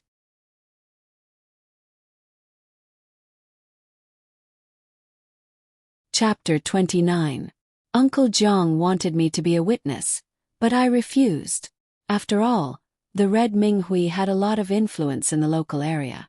This matter could be big or small, so for the sake of benefits, it was better to find a random reason to sue LV Sishue. Later I talked with Uncle Jiang about some things related to the Red Minghui branch, and Uncle Jiang went back to work. I stayed in the hospital for another 2 days. The doctor carefully checked my condition and finally confirmed that I could be discharged. These days, Duanmu Ke had been taking care of me carefully. He told me stories during the day and hugged me to sleep at night. The two of us ate together and walked together. Although the honeymoon wasn't perfect, as long as he was with me, it was enough. After being discharged from the hospital, we returned to the branch and simply packed our luggage. We stayed in the branch for another night, and the next day we took the plane back to a city. Before we left, Uncle Jiang couldn't see us off because he had something to do, so he arranged for Jiang Qing and Cici to see us off. When we parted, the two of them cried. Those who didn't know would think that we were bullying them. However, we had to leave anyway. After parting with them reluctantly, we took the plane back. After more than 13 hours of flight, we finally returned to a city. During the whole journey, Duanmu Ke was worried that I wasn't feeling well. When everyone was sleeping, he still stayed by my side. Finally, we got off the plane and walked out of the airport. We saw a group of people outside the airport to welcome us. At this time, a person walked out of the crowd. It was Xiao Fengya and my mother. When they saw me and Duanmu Ke, they immediately greeted us. Xiao Fengya worriedly held my hand and asked me about my physical condition. When my mother saw my haggard appearance, she couldn't stop her tears from flowing down. I didn't expect that they would come to pick us up in person. We got in the car and returned to Duanmu's house. Before we came back, my parents and Duanmu Ke's parents had discussed that when we came back, we would directly go back to the Duanmu's house. My parents would stay with me at the Duanmu's house for a few days until I recovered. When I returned home and looked at the familiar door, I felt at ease. I also remembered the first time I entered this door. I had the mentality of letting nature take its course, and even a little rebellious. But now it was different. This was just like my own home. It was a home that made me happy. When we entered the door, Duanmu Tachio and my father were already waiting for us in the living room. When they saw us, they asked about us with concern. After we chatted for a while, Duanmu Tachio took my father and Duanmu Ke to the study. Xiao Fengya and my mother helped me up the stairs and let me lie down in the room to rest.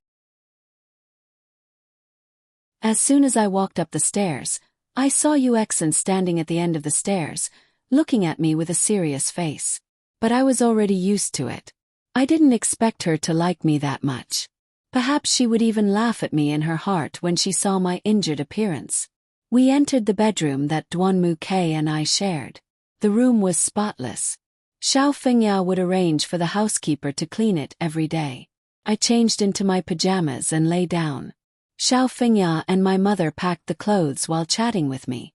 They talked about the things that had happened in the United States. I wanted to get up and help them, but they pressed me down on the bed and didn't let me move. I had no choice but to lie down and tell them what had happened in the United States. When they heard about LV Sichua, they were shocked. I guess that they had the same thought as me. No one would have thought that a woman could have such a bad heart. However, when it came to LV Sichua, Xiao Fengya thought for a long time and remembered that there was indeed such a person. At that time she was very angry. She said that her parents had threatened Duanmu Tachio. We chatted for a while. When it was almost time for bed, Xiao Fengya and my mother returned to their respective rooms. Duanmu K hadn't returned yet. I stared at the desk in a daze. Suddenly, I remembered that Duanmu K had written something there. When he saw me, he immediately hid it. Out of curiosity, I got out of bed and walked to the desk, rummaging through the drawers. Sure enough, in the corner of the bottom drawer, I found a palm-sized notebook. According to its hidden position, it should be something important to Duanmu, Quebec. After hesitating for a long time, I decided to open it and take a peek. I opened the first page of the diary. It was a wedding photo of me and Duanmu, Quebec. Although we weren't very willing when we took the photo, looking at it now, it was still pretty good. At the bottom of the photo, there was a line of words. Only one person, Duanmu, Quebec. I smiled and continued to flip through the pages. It seemed that Duanmu K had a habit of keeping a diary. After reading the first few pages, I couldn't help but laugh. The first few pages were about how he had just met me, and how he felt that I was a good and quiet person. However, he was very against this kind of binding marriage, so he was always against me. I thought to myself that he was quite self-aware. As I flipped through the next few pages, my heart became more and more moved. The contents of the diary, from the day he played tricks on me to the day we returned to my house, were all the happy moments we had together. In the diary he wrote, I had the mentality of letting nature take its course, but when I kissed her for the first time, I discovered that I actually fell in love with her. Seeing her under my body without fear in her eyes, I really wanted to possess her, not just her body but also her heart. I couldn't tolerate other people of the opposite sex appearing in her eyes. Her eyes could only contain me. I closed the diary and held it against my chest. It turned out that he had already fallen in love with me at that time. Shaoli, I'm back. Duanmu K's voice came from the door. I suddenly came back to my senses and wanted to hide the diary. However, I didn't have time to hide it. The moment he pushed the door open, he saw the diary in my hand. Duanmu K looked at me with an astonished face. Shaoli, what are you doing? Then, he quickly walked in front of me and snatched the diary from my hand. Then he hid it behind his back. His face was extremely red. He turned his head and didn't dare to look at me. I stared at him blankly. His eyes looked around randomly. After thinking for a while, he turned his head and looked at me. In a low voice he said, You saw it all? I covered my mouth and looked at him laughing. I didn't expect that his face would turn even redder. Seeing his cute appearance, I couldn't help but hug him and kiss him deeply on the lips. I looked at his blank expression and couldn't help but laugh. Duanmu K pouted and asked, Why are you laughing so happily? You peeked at my diary. I leaned against Duanmu K's chest. He hugged me tightly and stroked my hair. I listened to his heartbeat and said softly, Thank you. Thank you for choosing me. Duanmu K buried his head in my shoulder. Some feelings are better expressed. I was very happy.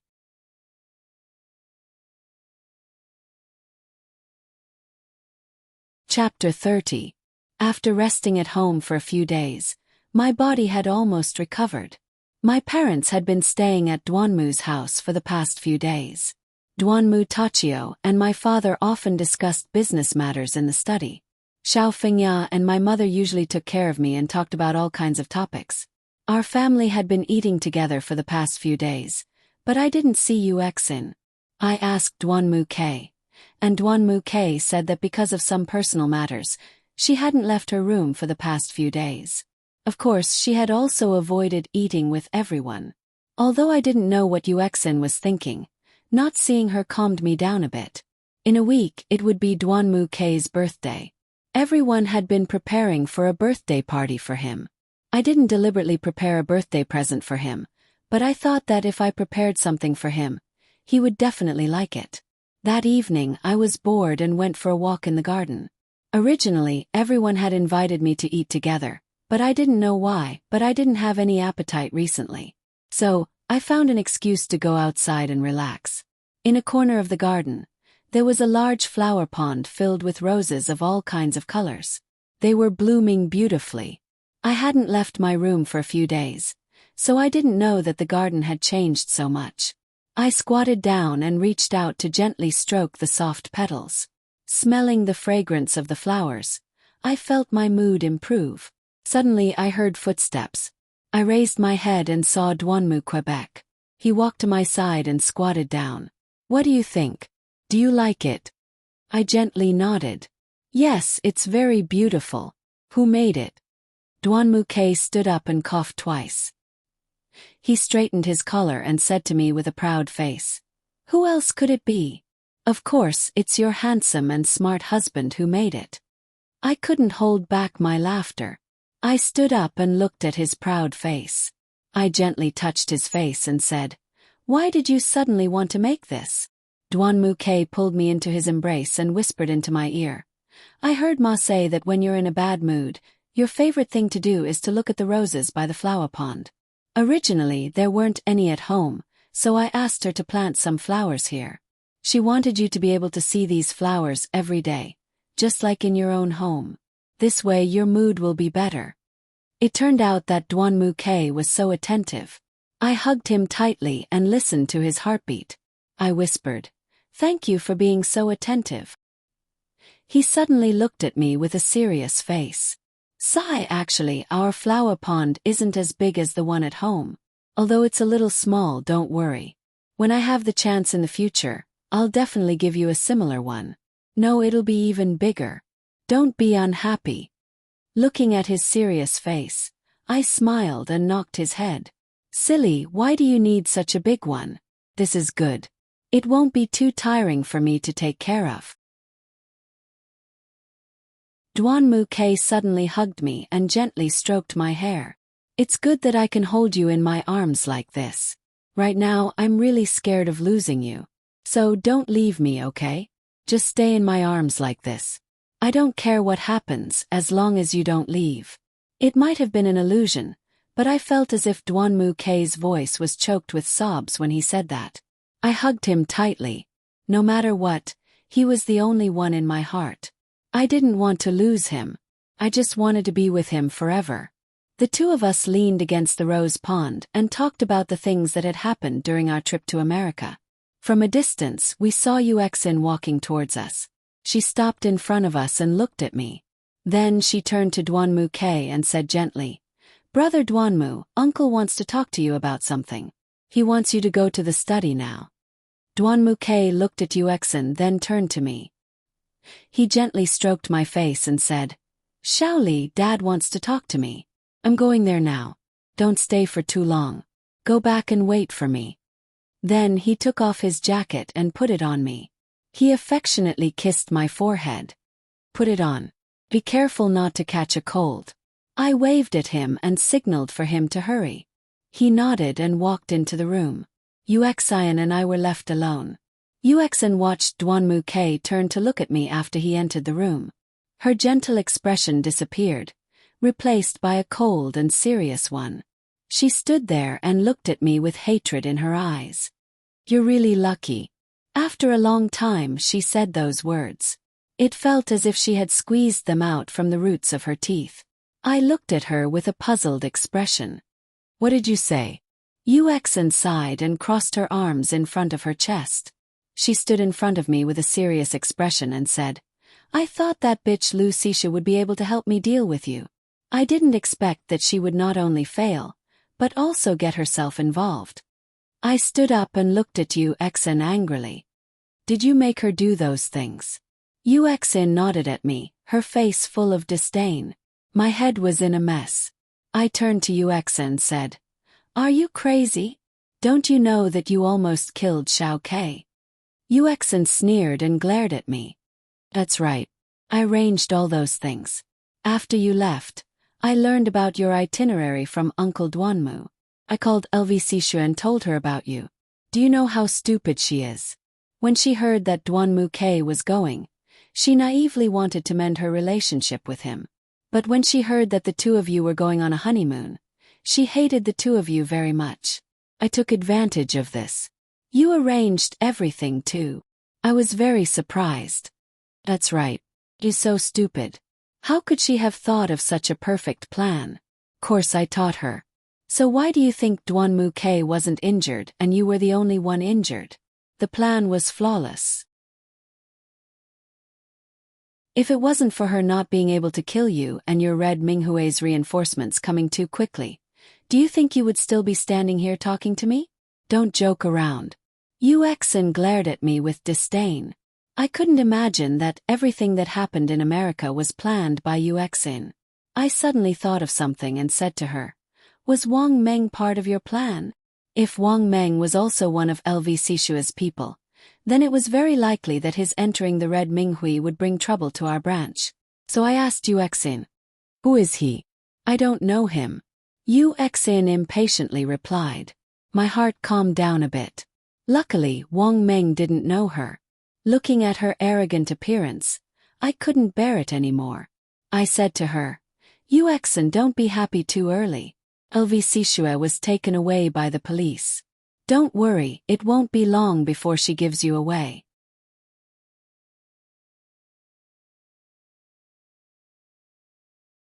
Chapter 31. Yuexin laughed again. She looked at me and said, Rat me out. You really didn't think that I would keep that B*TCH alive, did you? A loser shouldn't live in this world. Not long after she went in, I secretly sent someone to get rid of her. My heart trembled as I looked at Yuexin. How could a woman with such a pure appearance be so evil on the inside? I suddenly felt uncomfortable in my stomach, as if I was having a cramp. I didn't want to talk to her anymore, so I ignored her and walked past her. I prepared to return to my room. Duanmu Kei was still waiting for me. If you don't leave him, don't blame me for taking action, Yuexin said from behind me. I didn't answer her and walked straight back to my room. When I returned to my room, I lay on the bed. My entire body felt very uncomfortable. My stomach felt like it was cramping and it was so painful that I felt like I was going to faint. I curled up into a ball, and my forehead was covered in sweat. Suddenly I felt nauseous. I hurriedly got off the bed and ran to the bathroom to vomit. My legs felt weak, and I didn't have any strength left. I sat on the floor and leaned over the toilet to vomit. At that moment I heard the bedroom door open. I struggled to turn my head and saw Duanmu Kei walking past the bathroom door. I'm back, he shouted. Shaoli, where are you? He didn't see me lying in the bathroom. I opened my mouth and tried my best to make a weak sound. Xiao, Kei, Mir. Suddenly, Duanmu Kei appeared at the bathroom door. When I saw him I felt less nervous. I slowly closed my eyes and my consciousness blurred. However, I could feel Duanmu Kei hugging me tightly. I smelled his scent and heard his familiar heartbeat. I listened to him call out to me again and again. Gradually I couldn't hear anything. When I woke up, it was already daytime. I was sent to the hospital with an 4 drip in my hand. My parents, Duanmu Kei, and Yuexin were all in the room. A doctor sat next to me, flipping through a pile of documents. No one spoke. I opened my eyes in a daze and stretched out my hand. Everyone saw that I was awake and gathered around. Duanmuke took my hand and kissed it. It seemed that I had made everyone worried again. After a while, the doctor closed the documents and said to everyone, "I've taken a quick look at the report. It's nothing serious. It's just that her stomach isn't good and she doesn't eat much. When she goes back, she has to eat regularly. Even if she doesn't want to eat, she has to think about the baby in her belly." What? We were all stunned by the doctor's words. I thought to myself, what baby? Am I pregnant? The doctor calmly said, "Yes, she's pregnant. It's not even 4 weeks. It's normal that she doesn't feel anything. She'll stay in the hospital for a while longer.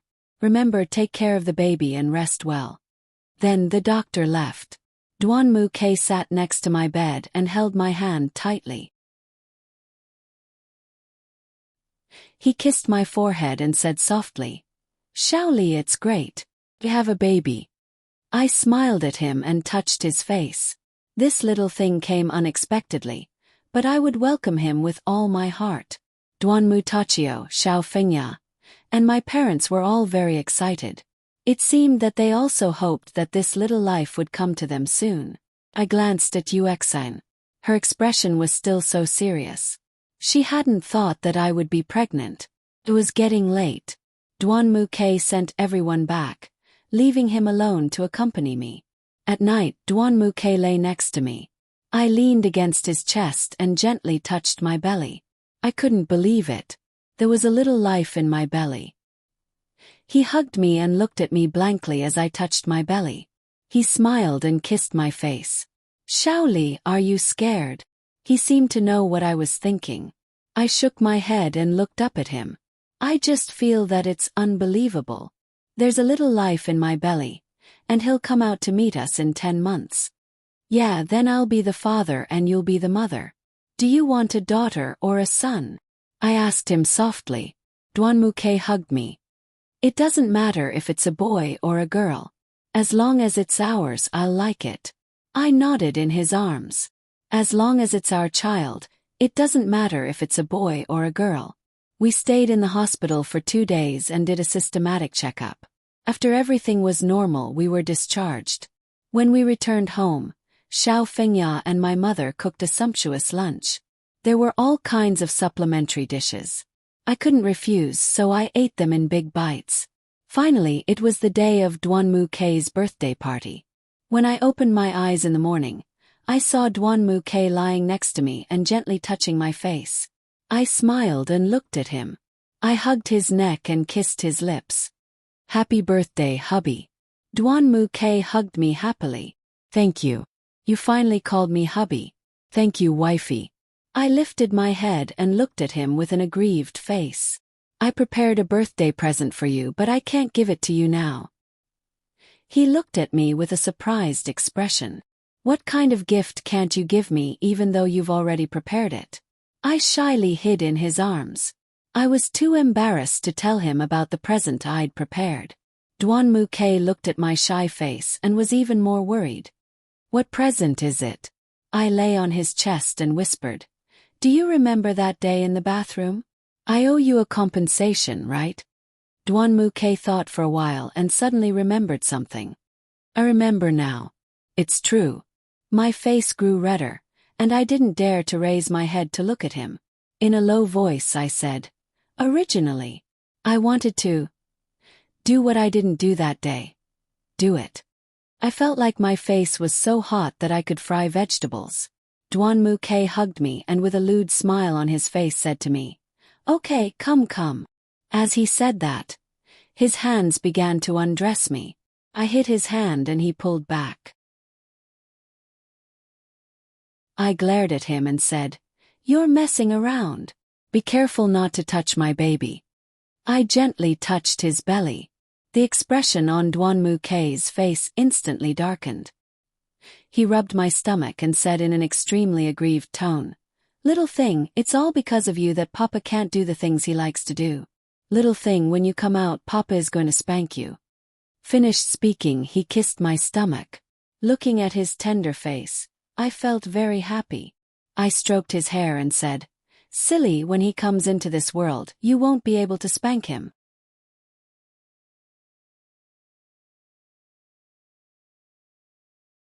Chapter 32. Duan Muke looked up at me and said, "Of course. He's my baby. How could I bear to hit him?" He hugged me and said, "I don't care what kind of birthday present you prepare for me. I only care that you're the one who's by my side. Plus, you've already given me the best birthday present. It's our child. I hope the baby will grow up quickly and come to this world soon." I nodded as I lay in his arms. As long as he was by my side, I felt very satisfied. The whole family was busy preparing for Duan Muke's birthday party. Because I was a special person, the whole family didn't allow me to do any work. They only asked me to sit or lie down. I was really bored, so I went to the garden to look at the pool of roses. The afternoon sun was warm. I went to the rattan chair across from the rose pool and made some simple arrangements. I spread out a blanket and brought a pillow. Then, I lay on the chair and closed my eyes to smell the fragrance of the flowers. The rattan chair had a sunshade at the top, so I wouldn't have to worry about being exposed to the sun. Just as I was about to fall asleep, I heard footsteps approaching me. However, it was obvious that the footsteps were deliberately soft. I opened my eyes and looked up. I saw a person walking towards me. It turned out to be Han Hao. I sat up from the rattan chair. When he saw me get up, he didn't pretend to be soft anymore. He rubbed his head and smiled at me. "Haha, you're awake. Did I wake you up?" He walked up to me awkwardly. I pointed at the flower pool opposite me and asked him to sit down. After he sat down, I looked at him. He was still the same sunny and handsome guy. I smiled at him. "You must be here for the party. It's still early." He nodded. "Father said that he would come early to see if there was anything he could help with. Why are you here?" "They didn't let me help. I didn't know where to stay. So I came here to sleep." I made a face at him. Han Hao suddenly thought of something and asked, "I heard about what happened during your honeymoon. Must have been hard on you. You must have suffered a lot. Are you feeling better now?" I nodded. "I've almost recovered. It's not perfect, but if there's a chance in the future, we can go on vacation somewhere else." Han Hao stared blankly for a moment. Then he lowered his head and quietly asked, "You and him, how are things going?" Han Hao looked up at me, his eyes waiting for the answer he was looking forward to.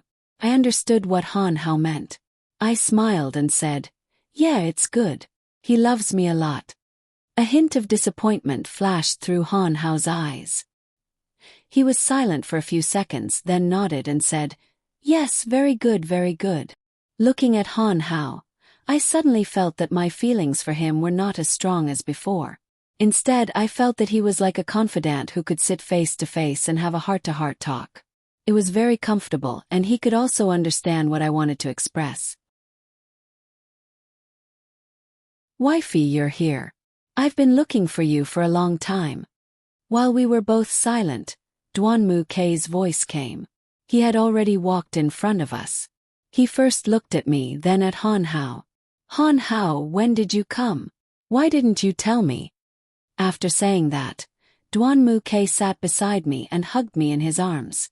Han Hao saw all of this, and I suddenly felt that his expression wasn't very natural. However, he still maintained a smile and said to Duan Muke, "I came with my father. We were just wandering around when I saw Shaoli here, so I came to say hello." Duan Muke smiled. "So that's what happened. What did you talk about? Bring me along." His words were full of provocation. I could see that Duan Muke was a little jealous, so I had no choice but to say to Duan Muke, "Why would I bring you along? Han Hao and I were talking about what happened in America." Duan Muke had a doubtful expression. "Oh, so you were talking about that. It's all in the past. Let's not talk about it. Let's talk about the present." We both looked at him with a puzzled expression. "About what? You haven't told Han Hao yet." "Thought you told him." Duan Muke hugged me even tighter. "What is it?" I also had a puzzled expression. I didn't know what he was talking about. Duan Muke looked at Han Hao and said, "Han Hao, I thought my wife told you. Turns out she didn't. Me tell you. Shaoli is pregnant. I'm going to be a father." Duan Mukei's face was full of happiness, and his whole body emitted a happy aura. Han Hao's expression wasn't as natural. His smile was even more stiff. He smiled at us and said, "That's great. Congratulations. How long has it been?" I rubbed my belly and said, "Almost 4 weeks. That's great." Han Hao looked at me and then said to Duan Mukei, "I'm going to go in and see if there's anything I can help with. Tell Xiaoli to go in early. It's not good to be exposed to the wind." Duan Mukei nodded and waved at him. Watching Han Hao's back disappear into the distance, I didn't know why, but I felt very sad. Duan Mukei still hadn't let go of his arm around me. I struggled a bit, and he hugged me even tighter. He looked at me with an unhappy expression. He said to me angrily, "What?" I looked at him and touched his face. "Why do I feel like you're always hostile towards Han Hao?" He pursed his lips and said, "How can I not be hostile? He likes you after all. Anyway, when I see him with you, I'm not happy." I smiled and looked at him. "Idiot, aren't I standing right next to you? Don't think too much. Han Hao and I are just good friends." "I know. I just care about you too much." Duan Mukei hugged me tightly in his arms. "I can't tolerate anyone taking you away from me. You are mine." I gently kissed Duan Mukei's forehead. Actually, I was just like him. I was afraid of losing him. As long as the two of us could be happy together, it was enough. Duan Mukei looked up at me. He touched my face and said, "Let's go in. I've prepared a present for you. It's your birthday. Why would you prepare a present for me?" I looked at him with a puzzled expression. "Don't worry about that. Let's go." Duan Mukei carried me in his arms. My face turned red. I struggled a few times. "Put me down. Someone might see us." "Oh no," said. Duan Mukei ignored me and carried me to the door. "Don't move. Be careful not to disturb the baby." When I heard that, I became obedient. I wrapped my arms around his neck and let him carry me to the living room. Everyone was in the living room. When they saw Duan Mukei carrying me in, they were all stunned.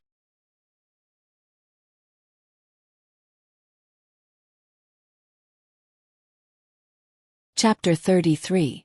Seeing the whole family in the living room, I felt very shy. I whispered to Duan Mukei, "Hurry up and put me down. Everyone is watching." "I'm not going to put you down." He rolled his eyes at me, then looked up at everyone. "Mom, Dad, thank you for your hard work. I have to take Xiaoli back to her room first. I'll come down later." Then Duan Mukei carried me upstairs. When we reached the top of the stairs, we saw Yuexin standing there, looking at us with a serious expression. It felt like her eyes were about to spit fire. Duan Mukei walked in front of Yuexin and suddenly stopped. He said to her, "Xin, you're just in time. Come with me." Then he carried me into our room. I turned around and saw that Yuexin's face was red. After we entered the room, Duan Mukei put me on the bed and gently covered me with a blanket. He then poured me a glass of water. After I drank it, he took the glass away. Yuexin stood at the door, watching Duan Mukei's busy figure. Her eyes were filled with tenderness, but when she saw me, her expression became especially cold. Duan Mukei pointed at the stool by the dressing table, indicating for her to sit. Yuexin thought for a moment, then walked in and sat on the chair, looking at him. Duan Mukei pulled out 2 gift boxes from the bottom of the wardrobe. One was pink and the other was white. Duan Mukei handed the white box to Yuexin. Then, he handed the pink box to me and carefully opened it. Inside the box was a pink dress. Duan Mukei took out the dress. It was a pink spaghetti strap evening gown. The style and color were all my favorite. I gently touched the dress. It was so beautiful that I didn't even want to wear it. Duan Mukei looked at my infatuated face and rubbed my head. "What do you think? Do you like it?" I nodded vigorously. "It's beautiful. The style and color are all my favorites." I touched the jewels on the dress. This dress must have been very expensive. The price is not the point. The point is that this dress is custom-made and is one of a kind in the world. Duanmu-K said proudly. The most important thing is that the designer of this dress is an internationally renowned designer. His work can be auctioned for more than 500,000 yuan. Gosh, that's hard to book. I looked up at him. That's for sure. But your handsome husband happened to be his university classmate and best friend. So, he made my appointment in advance and created it quickly. What do you think? Isn't your husband awesome? How are you going to reward me? Duanmu-K brought his face close to mine. I kissed him lightly on the lips. Awesome. Thank you for giving me such a beautiful dress. Then you have to wear it tonight. I want you to be the most beautiful person in the room. Duanmu-K gently rubbed my head. At this time, Yuexin lowered her head and walked towards the door. Duanmu-K turned around and saw her. Yuexin, where are you going? Duanmu-K shouted. Yuexin stopped in her tracks but didn't turn around. I'm going back, she said with her head lowered. Duanmu-K glanced at her gift box but didn't open it. He stood up and said, Open it first and see if it fits. No need. I'll go back and see it myself. She turned to leave. Duanmu-K walked to her side and grabbed Yuexin's arm. You should open it and see.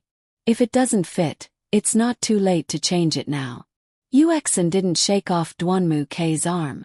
Duanmu-K took the gift box from Yuexin's hand and placed it on the dressing table.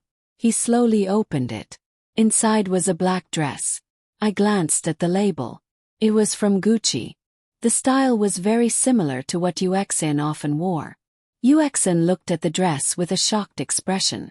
Then she said to Duanmu-K, Brother Duanmu, is this what you want me to wear to the party tonight? Duanmu-K suddenly froze.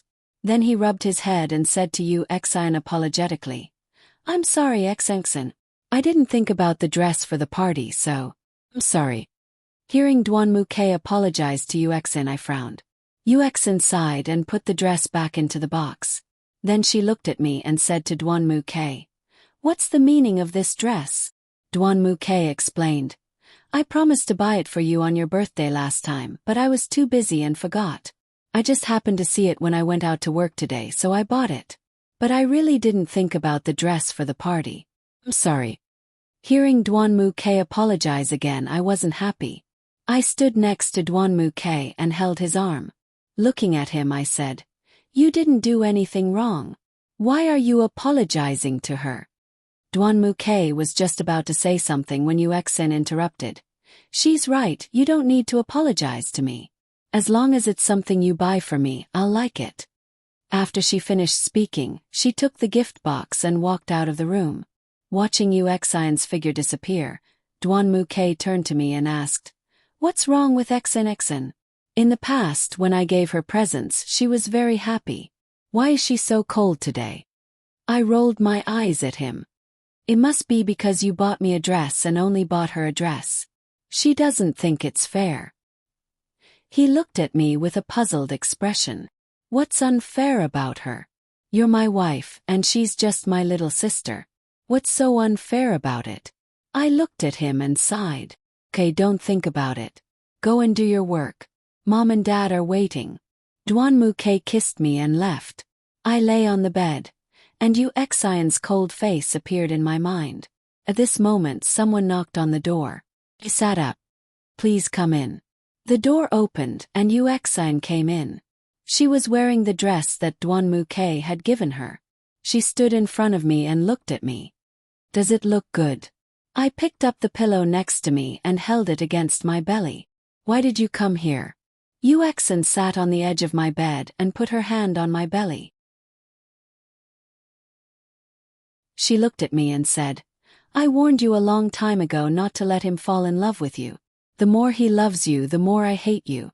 But you didn't listen. Now you're pregnant with his child. What right do you have to be pregnant with his child? I was afraid that she would hurt the child in my belly. In order to calm her down, I stood still and said, Yuexin, if you hurt me and the child in my belly, do you think Duanmu-K will let you go? Yuexin smiled and stood up.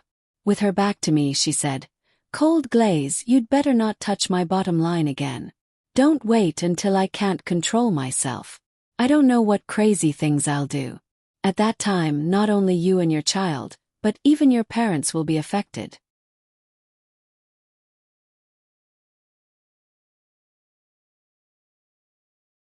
Chapter 34. Yuexin turned and walked out of the room. I didn't know why, but I suddenly felt very scared. I stroked my belly. No matter what, I had to protect my child. At night, the birthday party was about to start. I stood by the window and looked outside. The lawn behind the house was beautifully decorated. Many people had already arrived. There were some Kurosawa executives. Duanmu Tachio and my father were chatting enthusiastically with them. They were probably discussing business matters. Xiao Fengya and my mother were receiving the guests. Yuexin was wearing the dress that Duanmu Ke had given her. She was holding a wine glass and standing next to a tree in the corner. I turned around and saw the dress that Duanmu Ke had given me lying on the bed. Under the light, the diamonds on the dress were very dazzling. I picked up the dress and put it on. After tidying it up a little, I looked at myself in the mirror. The light pink dress looked especially fair against my skin. My long hair was simply draped over my back. Because I was pregnant, I couldn't put on makeup. But without makeup, I looked more natural than if I put on makeup. I was completely different from when I had first married him. I was now exuding happiness. I was no longer as cold as before. Just as I was staring blankly at the mirror, the door to the room was pushed open. Duanmu Ke stood at the door in a black suit. He looked as handsome as he had on his wedding day. He smiled at me and walked towards me. He walked up behind me and hugged me from behind. He rested his head on my shoulder and looked at me in the mirror. "Wifey, you're so beautiful," he said softly. Then he kissed my neck deeply. I blushed and looked at him. "You're so handsome today." Duanmu Ke looked up at me and said mischievously, "I'm handsome every day." He reached out and touched my belly. "Do you feel uncomfortable?" he asked with concern. I shook my head. "No, I can take it." He hugged me tightly. "Okay. If you really feel uncomfortable, remember to tell me." Smiled. "Yeah, let's go." He suddenly flipped me over, his face inching closer to mine. "Let me kiss you again." Then he pressed his lips against mine. I hugged him and felt the warmth he gave me. It was almost time for the party to start. I held onto Duanmu Ke's arm and we walked out of the room. When we reached the staircase, the entire living room was filled with people. They were all here to celebrate Duanmu Quebec. I didn't know who shouted, but everyone lifted their heads to look at us. The entire living room was boiling with excitement. Duanmu Ke and I exchanged glances. Then I grabbed his arm and walked toward the others. We waved to everyone one by one, and I could hear some of the girls below screaming. "Wow! Look! The woman next to Duanmu Ke is wearing a beautiful dress. Yeah, I wonder where she bought it. Let's go and ask later. So beautiful. I love it." Hearing the praises from below, Duanmu Ke leaned over and whispered in my ear, "See? Your husband has good taste." I covered my mouth and smiled. Okay. You have good taste." Seeing me smile, he became anxious. "It's obviously very good, okay?" All right, I said to him seriously. "Don't make a scene. Everybody's watching." Duanmu Ke glanced at everyone. Seeing everyone's surprised expressions, he fixed his collar and led me to the center of the living room with a serious face. Duanmu Ke stood in front of the microphone. The people around us instantly quieted down. He said, "Thank you very much for coming to my home for my birthday party." "Thank you." Duanmu Ke bowed, and the audience applauded. He raised his head and continued, "This year's birthday is the most special one I've ever had. First of all, I would like to thank my parents for giving birth to me 28 years ago." Then he bowed to Duanmu Tachio and Xiao Fengya. Duanmu Tachio and Xiao Fengya nodded. Xiao Fengya quietly wiped the tears from the corners of her eyes. The audience applauded again. Secondly, I would like to thank my parents and my wife, Cold Glaze's parents. Both parents helped me arrange this marriage. Although I rejected it at first, when I really got to know my wife, I understood the good intentions of both parents. Thank you. Duan Mu Ke bowed to both parents again, and the living room was filled with applause again. Third of all, I would like to thank my wife, Cold Glaze, for never leaving me. I would also like to thank her for everything she did for me when I was in danger. Duan Mu Ke turned to look at me. Shaoli, thank you for your hard work. We'll have to spend the next few days nurturing our child. Duan Mu Ke hugged me in his arms and kissed my forehead. Thunderous applause came from below the stage. He turned to face everyone and said, "Finally, I would like to thank everyone once again for their love and care for me, Duan Mu Quebec. I hope everyone can eat and drink well today. Thank you." The audience cheered.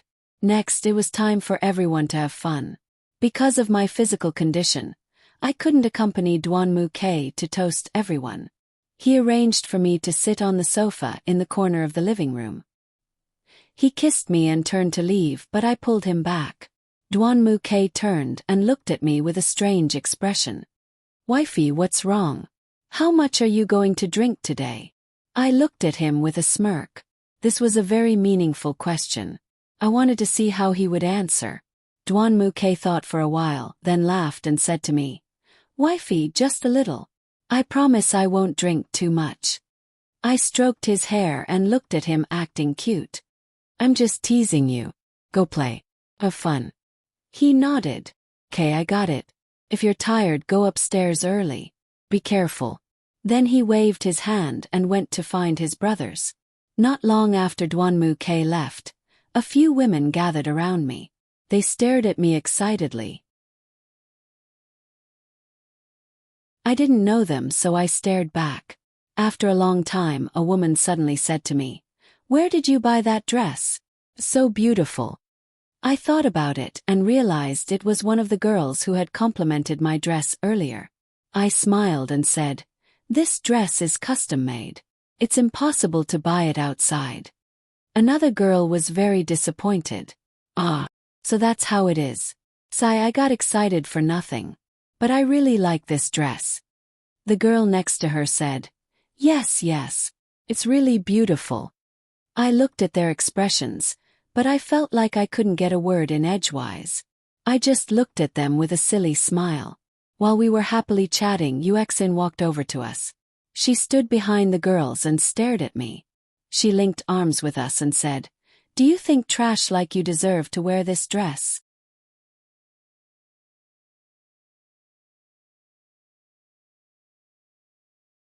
Chapter 35.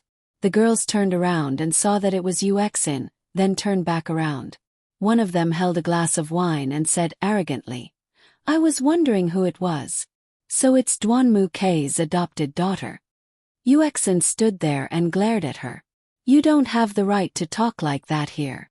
The girl stood up and looked at Yuexin angrily. "What do you mean?" The girls next to them pulled them back, afraid that they would fight. The girl angrily said to Yuexin, "Who do you think you are? Today is young Master K's birthday party. Everyone is wearing a dress. Look at what you're wearing. Are you going to respect your beloved young Master K like this?" Yuexin's face turned ugly. She took a step forward and reached out to hit the girl. I stepped forward and grabbed her arm. She turned around and looked at me, her face full of anger. The girls were also scared and sat there motionless, looking at us.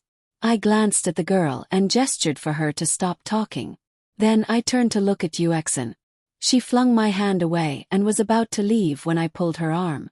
"Wait a minute." Yuexin turned around and looked at me. "What do you want?" I turned to the girl who provoked her and said, "I think you might have misunderstood. Yuexin's dress was given to her by Duan Mu Quebec. Yuexin felt that it was very important, so she wore it to the party."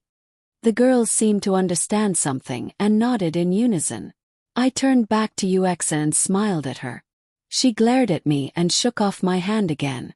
"Don't think I'll appreciate what you did." Then she turned around and left. I looked at her back with an indescribable feeling in my heart. I sat back down in my seat. The girls didn't leave either. The girl who had a conflict with Uxin patted her chest and said, "That Uxin is still as annoying as before." I looked at her in confusion. "Why do you say that?" A quiet girl next to her told her what had happened.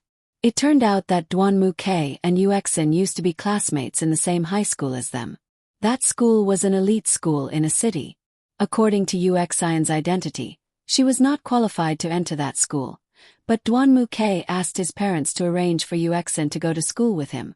When he was in high school, Duanmuke was very popular. Many girls in the school chased after him. However, as long as a girl approached Duanmuke, she would be stopped by Uxin. She even threatened those girls who wanted to pursue Duanmu Quebec. Some of the girls couldn't stand Uxin's threats and had to give up their feelings for Duanmu Quebec. However, some of them didn't give up and continued to oppose Uxin throughout their high school life. Of course, one of them was the girl who had a conflict with Uxin. I looked at them and asked curiously, "Did you know that Uxin likes Duanmuke?" One of the girls said, "At that time, the whole school knew because she threatened one of our good sisters." We took advantage of the time when she wasn't in the classroom and threw everything in her bag to the ground. Her bag was filled with photos of Duanmu Quebec. There was also a diary in it. She wrote how good Duanmuke was to her. When she came back and saw it, she went crazy. We were all scared. Later, she took a leave of absence for a while. When she came back, she changed classes. Does Duanmuke know about this? I glanced at Duanmuke, who was busy socializing not far from us. At that time, young Master K didn't know. However, I'm not sure if he knew about it later. After all, Uxin was a very solitary person in our school. She didn't have any good friends. Her looks were average, and no one pursued her. Gradually that matter was forgotten. I thought about it.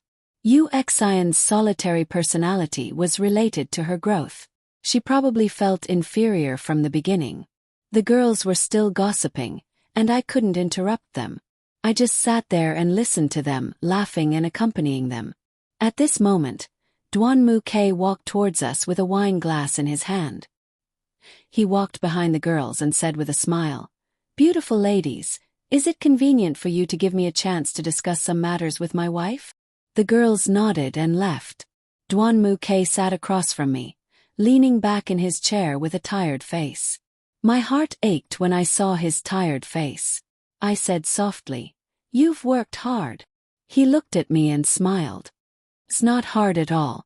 No matter how hard it is, it doesn't feel hard when I see you." I covered my mouth and laughed. "You're so tired, but you still have a glib tongue. We'll have to go and greet you later." He nodded helplessly and leaned back in his chair with his eyes closed. Seeing that he was really tired, I walked behind him and gently pressed his shoulder. He opened his eyes and looked at me, then closed them again. He looked like he was enjoying it.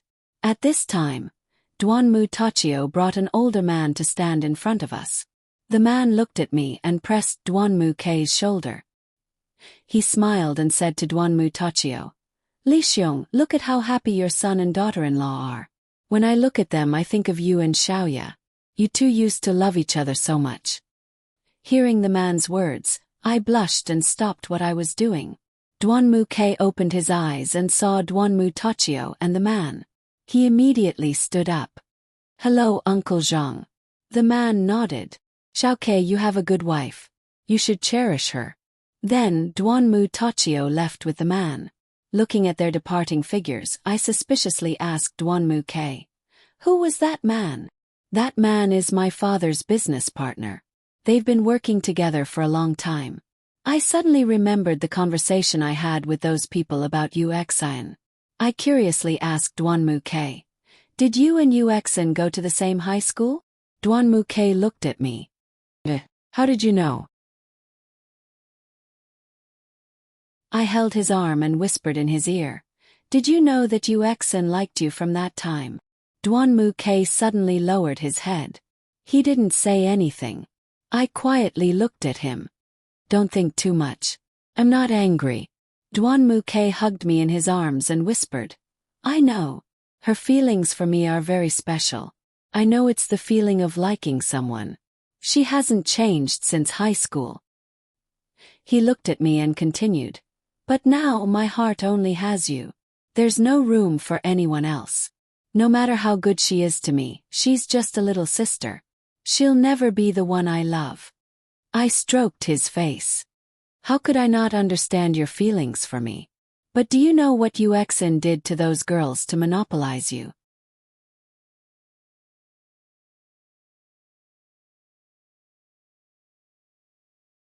Chapter 36. Duanmu-ke looked at me and touched my face.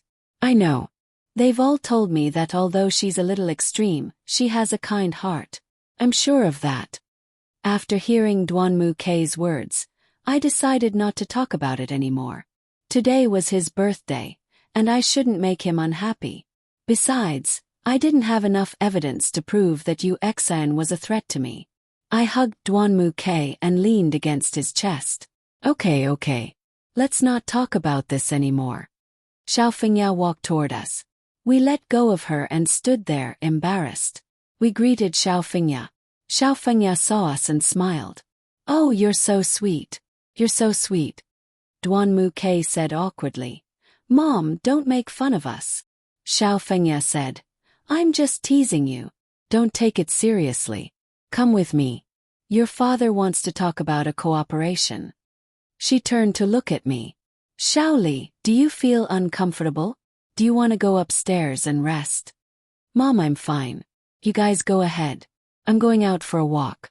I smiled and waved at her. Bae. Let's go, okay?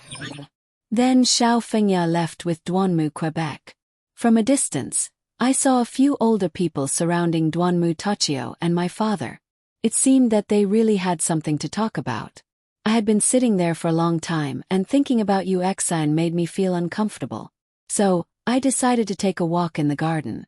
Since the party was held on the lawn behind the house, there weren't many people in the garden in front of the house. I walked and walked until I reached the flower pond that Duanmu-ke had built for me. I sat on the rattan chair and looked at the flowers in the pond. I felt that they were very beautiful. I looked up at the sky and saw the stars twinkling. My heart gradually calmed down. While I was admiring the scenery, I suddenly heard a man's voice from behind a tree next to the flower pond. Why are you looking for me? It sounded like two people. I quietly walked behind a tree in the corner of the flower pond and hid.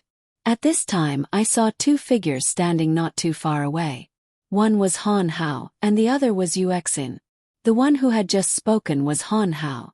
Yuexin stood opposite Han Hao. Han Hao, I won't beat around the bush. Do you like cold glaze? Han Hao was stunned. Then he said in a serious tone, What do you mean? Yuexin saw that Han Hao didn't answer her directly. She took 2 steps forward until she was almost in front of Han Hao. Han Hao took a step back, keeping a certain distance from her. Yuexin smiled and said, Unfortunately, I heard what you said to Duanmu-ke that night. Course I also know that you like cold glaze. Han Hao was shocked, but he calmly said, This is my business. Has nothing to do with you. As long as you agree to work with me, I guarantee that you'll get cold glaze. Yuexin looked at him with a confident expression. You want to ruin Xiao Li's marriage. Han Hao shouted angrily. Yuexin put her hand on Han Hao's shoulder and said softly, Don't get too excited. I have a lot of ways to make it impossible for her to stay in this house. But if you're willing to work with me, I guarantee that I won't hurt her. Han Hao pushed her hand away and said angrily, Yuexin, don't be delusional. I won't agree. If Duanmu-ke knew that you wanted to harm them, you wouldn't be so arrogant as to say these things to me. Han Hao, you're too naive. Do you really think that Duanmu-ke likes Xiaoli because of who she is? You're wrong. Duanmu-ke only likes her because of her family background. Hearing Yuexin's words, my heart trembled. Was she telling the truth? Han Hao walked past her and turned to her. Don't even think about hurting Xiaoli. And don't even think about trying to drive a wedge between them. I won't believe you. Yuexin smiled and walked to Han Hao's side. She patted his shoulder and said, You can choose not to believe me. I can only say that sooner or later, you'll come back and beg me. You. Before Han Hao could say anything, Yuexin waved at him and walked toward the living room, leaving Han Hao standing alone under the tree with an angry face. I walked out from under the tree and stood not too far away from Han Hao. Looking at his back, I thought about what Yuexin had just said. My heart ached. I softly called out, Han Hao. Han Hao turned around and saw me. He walked over to me and took off his jacket. Shaoli, why are you here? Be careful not to catch a cold. Don't disturb the baby. I looked at Han Hao and said, Is what Yuexin said true? Han Hao raised his head and looked at me. After thinking for a while he said, Don't think too much. Don't believe what she says. But look at what she's saying. It's obvious that she has enough evidence to prove that Duan Muke doesn't like me, and that he's just using me. Is that true? My eyes started to tear up. Han Hao didn't say anything. He just stood in front of me. I grabbed his arm and said softly, Han Hao, you know I've already fallen in love with him. I can't lose him. Han Hao looked at me and sighed. He helped me straighten my jacket and looked at me gently. Let's go. Let's go back.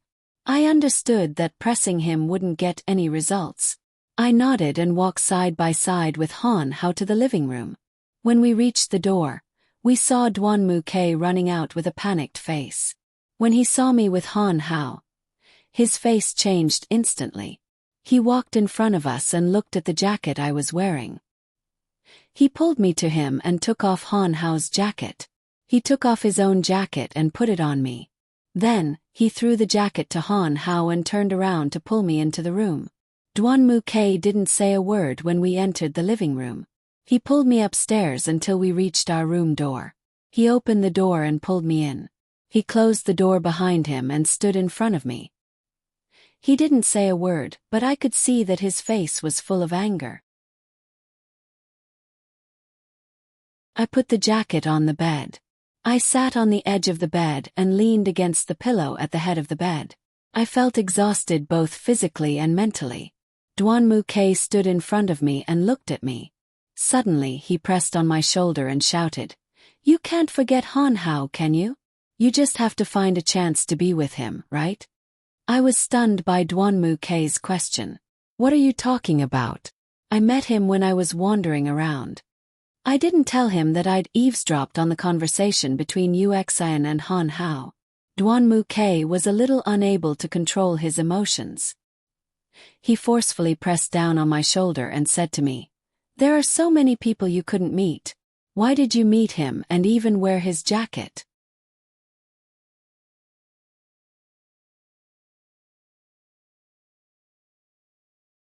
Chapter 37.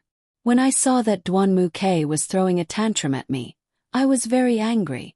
I shook off his hand and said, Han Hao knows that I'm pregnant.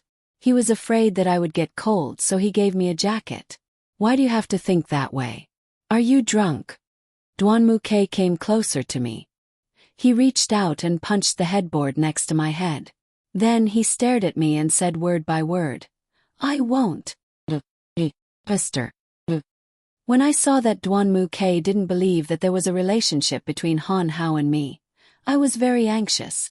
I hugged Duan Muke and said, There's really nothing between him and me. You have to believe me. Duan Muke pulled my arm away. He looked at me and said coldly, It's already been 3 times. This is just what I saw. What about the ones I didn't see? He suddenly stood up and walked towards the door. Then he stopped and turned around to look at me. You've disappointed me. Duan Muke. I called his name, but he didn't turn around. He still walked out of the room. However, I didn't understand why Duan Muke was so angry today. Was it because he couldn't stand Han Hao and me walking together? I stood by the bed, but I didn't see Duan Muke. I didn't know where he went, and I didn't have the courage to look for him. When I thought about Duan Muke's angry face, I felt like my heart was breaking. I sat on the floor by the window and hugged myself. My tears couldn't stop flowing. As I cried and cried, I gradually fell asleep. In a daze, I opened my eyes and saw a figure walking towards me. He squatted down and carried me to the bed. I looked at the blurry face in a daze. It really looked like Duanmu, Quebec. I wrapped my arms around his neck tightly. He put me on the bed, and I lay there motionlessly. I felt him gently take off my dress and help me change into my pajamas. Then he covered me with the blanket. He walked to the other side of the bed, lifted the blanket, and lay down. He turned off the light. I turned over to face him, but I couldn't open my eyes. I felt him facing me too. Then I felt the warmth of his lips on my forehead. I closed my eyes and fell asleep peacefully. The next morning when I woke up, I was the only one on the bed. I thought about what had happened last night. Was it a dream? But I had really changed into my pajamas. Wasn't that Duanmu K? Impossible. No one but Duanmu K would enter this room. While my thoughts were running wild, the nanny knocked on the door and asked me to go downstairs for breakfast. I tidied up and went to the dining table. Everyone was there. Duanmu K had already come downstairs and was eating breakfast. I greeted him and sat next to Duanmu Quebec. I wanted to talk to him, but before I could open my mouth, he stood up and said that he had an early meeting and left.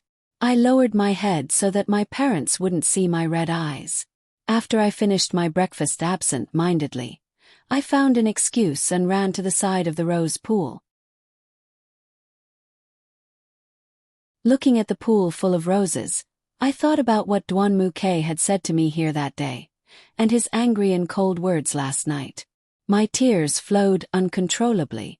I curled up on the rattan chair and tried my best not to cry too loudly. "Lier, what's wrong?" I heard my mother's voice. She sat next to me. I looked up and saw that she was crying even harder. My mother hugged me and asked me what had happened. I told her what had happened yesterday. My mother thought for a while and said, "Lier, I think you should apologize to Xiao Ke tonight." I wiped my tears and said, "I also want to apologize to him, but he doesn't want to talk to me anymore." "How can that be? Xiao Ke likes you so much. This is only a small conflict. As long as you apologize, it will be resolved quickly." My mother hugged me and comforted me. I nodded slightly and decided to try my mother's method. I spent the rest of the day in the kitchen making desserts. I planned to let Duanmu K taste them when he was resting at work. It wasn't easy to make some good cakes. I put them on a plate and brought them to the room upstairs, waiting for Duanmu K to come back. It had been more than 2 hours since Duanmu K got off work. It was already dark outside, but he still hadn't come back. I sat on the chair next to the window and stared blankly outside.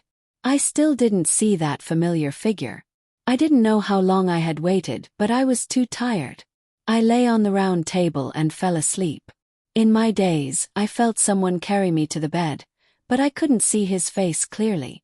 When I woke up the next day, I was still the only one in the room. The cake I had left on the table hadn't been touched. My heart sank.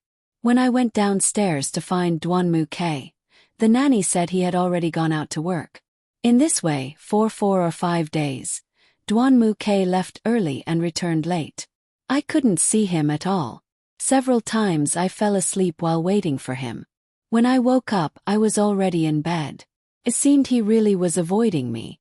One afternoon, I made a few more desserts to bring back to my room. Just as I reached the stairs, I met Yuexin, who had just come out of the study. Yuexin looked at my haggard face, then looked at the desserts in my hands. She stared at me and said, "I heard you and Duanmu Gij had a fight?" I looked at her and calmly said, "You're thinking too much. We're very good." "Really?" It seems the picture I showed him of you and Han Hao didn't have any effect. Yuexin looked at me with a cold smile. "What did you say?" I suddenly understood that Yuexin was trying to harm me. She took out her phone and showed it to me.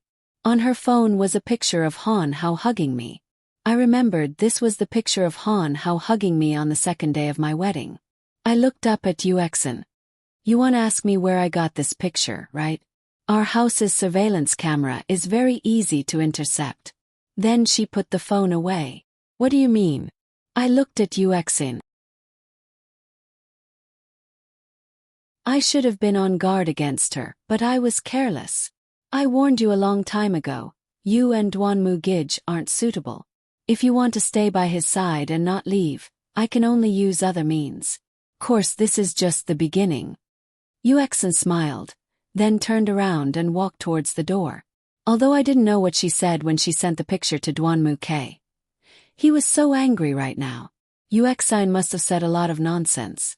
But how can I make Dwanmu K understand that Han Hao and I are innocent? Just as I was holding the desserts in a daze at the top of the stairs, the door was pushed open. Dwanmu K walked in from the door. He looked at me and walked straight towards me. He picked up the plate with one hand and pulled me upstairs with the other. You're tuning in to the Whispers of Romance YouTube channel. Don't forget to subscribe and join us on this journey to catch the most captivating stories.